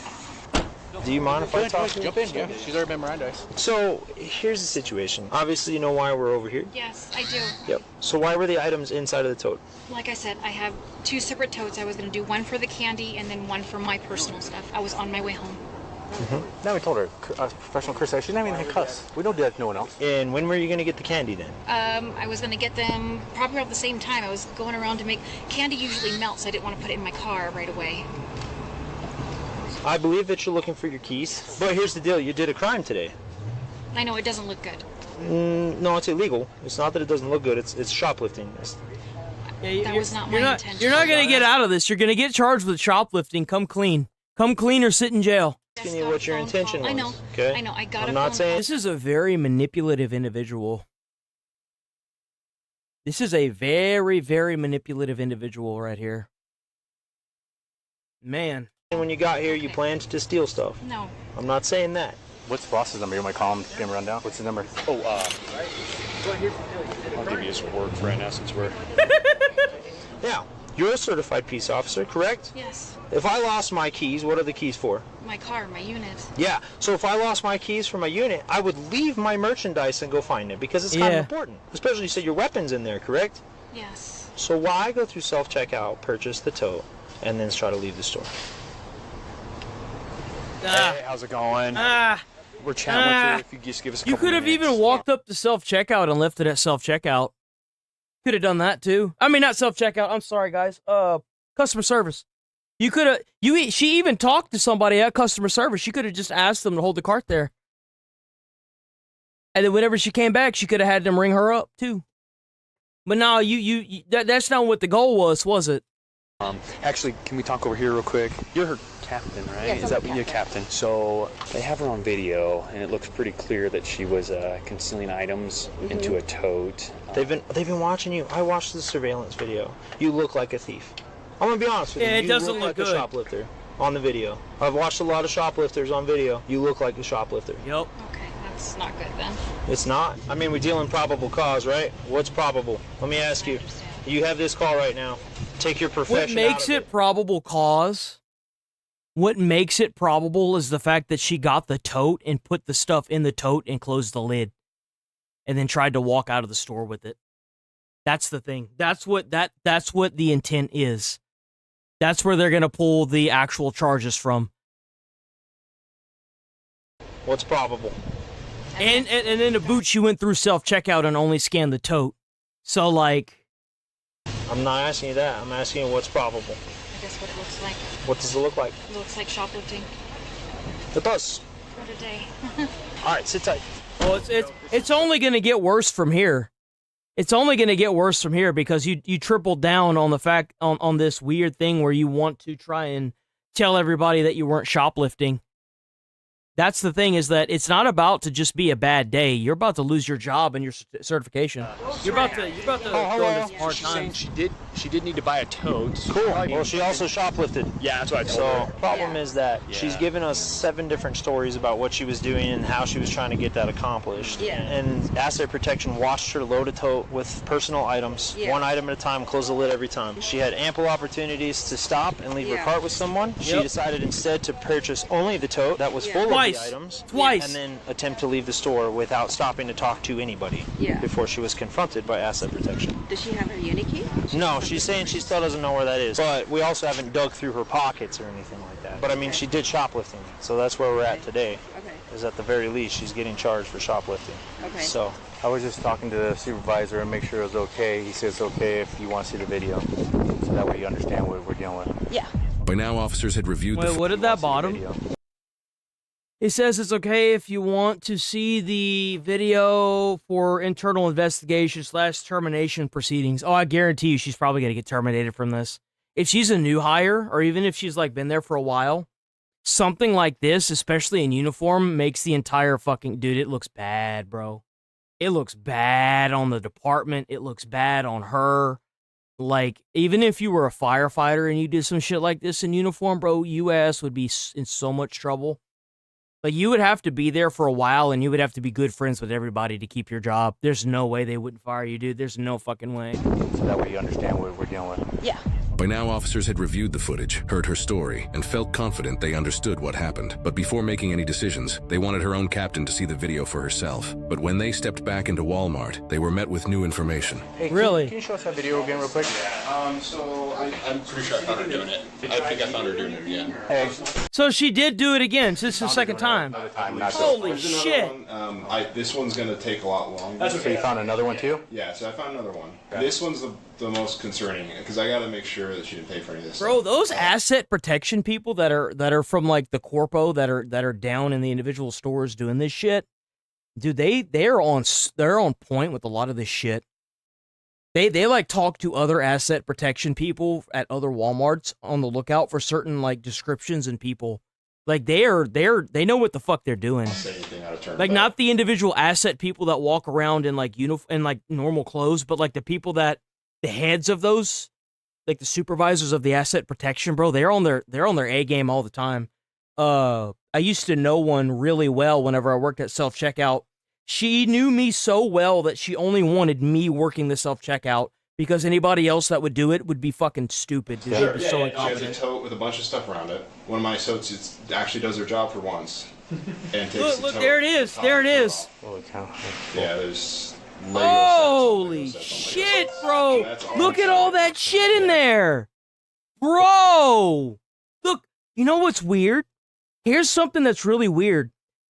So people have been stealing Lego sets. People have been going into stores and stealing. Like one guy got like 25 years in prison for stealing a bunch of Lego sets over a time, right? It totaled like $8,000. What is with the fucking Lego sets right now? So she tried to cash in on the Lego stuff. There's Lego sets on Lego sets on Lego sets. So that's all inside of there. Look at that. That she didn't at any point pay for this already. But Did she actually pay for it? Yeah, there's Lego sets on Lego sets on Lego sets. So that's all inside of there. I want to make sure that she didn't at any point pay for this already. But that's pretty suspicious in our line of work. Give me the dates on today's, the what, the 6th? Today is the 6th, the 30th. 9:30. And then the big one was going to be 8/27. 8/27. If that is what we see. So that's almost a month later.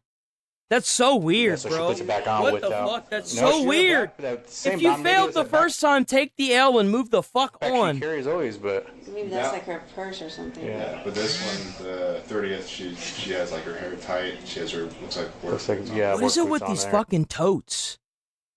So on the Man, she 9:30 likes these uniform, totes. day uniform, and her patrol vehicle's out there now. So, like I told you, being honest, straight with me, and I'm gonna be straight with you right now. Okay. So after loss prevention saw you this little time, he found 2 other days where you're shop filling it with the toy. This happened 2 other days. So she's done this a total of 3 fucking times. Yo. She's done this a total of 3 times, man. The candy. So holy if shit! If it's truly those 3, then they want us to book you in for a felony for the value in that. Because the one with all the toys that you didn't pay for, the other time when you came in, so they have 3 videos they're pulling right now, and it's showing the 10. That's why I asked you to be honest. Just I'll give you an opportunity. So we're human. We make mistakes. And did you do it or not? I mean, that's why I said it doesn't look good, especially you being an officer if you're lying to me. But straight, I made a mistake. I did this. Tell me. That's all I'm asking you. So is that something you commonly do and just... No, I wasn't trying to take any... Okay, well, alright, there you go. You just lost your job, you're gonna go to jail, you're cooked. There you go.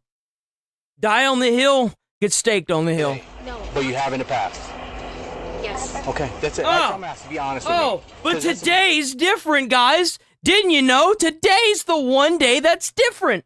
Oh, you did it in the past. No, I didn't really do it in the past like that. Oh... Worst thing is when I see those videos, and then you're telling me today. You know what I mean? So in the past you did, but today was truly an accident. Yes. Okay. Yes. Fair enough. I appreciate that. Okay. And that's what I'm trying to work with you. I just don't on handcuffs. I'm not doing that. I would expect you to do the same to me if you dealt with me. Okay. Yes. Well, so hang tight. That's why I'm gonna keep the you posted best part is that she's not going to be able to do that now that she's lost her job. I told you at the beginning to be straight with me, honest, and obviously you haven't. Because when I went in there, they showed me 2 other videos, and I said, so if there is 3, we're booking you for a felony. And she's like, today wasn't intentional. I said, so are you telling me you never stole here? She's like, I have stole here. So she's admitting to it. Well, she just okay. Well, there you go. Like, nah. It's like I said. Like, oh, today's the one day that's different. Clearly, come But on. not today. You just admitted. Come on. Come on, man. He told me. I gave my dumbass number. I said, so you motherfucker, have an answer in an hour. God He said, within an damn. hour. And just to tell you, she asked what was going on after you were here, and I said, after reviewing that video, I realized you lied to me. I said, have you stole here? She's like, yeah, I have stole here. Yeah. But today wasn't intentional. So we're going to discuss it with our boss, go back to see if we're going to do the long form. It'll be nice to do a long form so she can come in tomorrow, place her on leave or something, pending investigation. But we'll let you know here in about 20 minutes or so. All right, thank you, ma'am. Appreciate it, Captain. Hey, Melissa. Bro, she's in so much trouble. It's not even funny. What are you thinking? I mean, I Holy. don't understand. Why would you put your career on the line for something foolish like this? You know what I mean? It's not worth it. You could have just bought the Lego sets and sold them for like double the cost.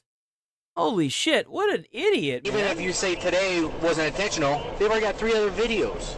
Why would you do? I don't understand. So wait, now they've got 3 other videos. Are you fucking kidding? So she's done this a total of 4 times now? Bro, how does the number keep going up? You know what I mean? It's not. God damn, how many times has she done this worth shit? it. Even if you say today wasn't intentional, Fuck. they've got 3 other videos. Why would you do? I don't understand. In the days that followed, Loss Prevention completed a full audit of Melissa's past visits, and detectives reviewed the transactions tied to her employee status and the items she claimed were for work. That review uncovered additional concerns, including purchases made with department funds that didn't match what was taken. Oh, no shot. Oh, fuck, dude. So you mean to tell me that even after all this, she had been using company funds, like the police department funds, to buy her own personal shit? Bro, how does it keep getting fucking worse? Holy shit. It's not bad enough she's stealing. She's also stealing from the police department. Items that were never reimbursed. With the repeated thefts, the use of a tote to conceal merchandise, and the financial discrepancies, the case was forwarded for felony review under Arizona's organized retail theft and fraudulent scheme statutes. Investigators ultimately linked her to multiple incidents over several months, with roughly $1,200 in alleged theft. There it is. There's the federal charge. Anything above $800, boys, that's a felony. Boom, there it is. That's felony right there. Holy. Thefts and fraudulent refunds, including returns on items that records showed were never purchased. Melissa was cited. Holy shit, so that's what she was doing. She was taking the bags and she would walk out with the items and then return the items. That is crazy. And released that night, trespassed from every Walmart, and later indicted on multiple Every Walmart trespassed her. Yo! Lifting and fraudulent scheme. 8 felonies. Oh, that's hefty. Oh, that's a hefty motherfucker right there. Not guilty, and her employment status with the department has not been publicly updated since. However, if convicted, she would automatically face decertification in the state of Arizona and never again be allowed to work as a trusted public servant. We reached out to Melissa Ward for comment, but did not receive a response. Oh, wow, big surprise. That's rough, man. That's crazy. That is fucking crazy.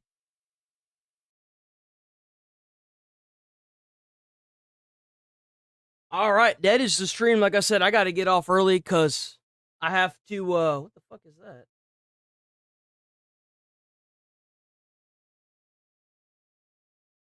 I got to get the fuck up out of here. And what I'm going to do is I got to go do my doctor's appointment thing. I got to start making videos and whatnot. W chat as always. So happy to have y'all. Tomorrow should be a normal scheduled stream, so it's just today. I just got to get off and try to get a little ahead before my appointment. You know what I'm saying, guys? I gotta get a little bit ahead, just a little tiniest little bit, a little smidgen, smidge move. I don't ever slow up. No, I don't take shit. But we will be back on tomorrow bright and early. Stay safe, stay friendly, stay away from crazy people. W stream, W chat as always. A little bit of a slow day today whenever it comes to the videos.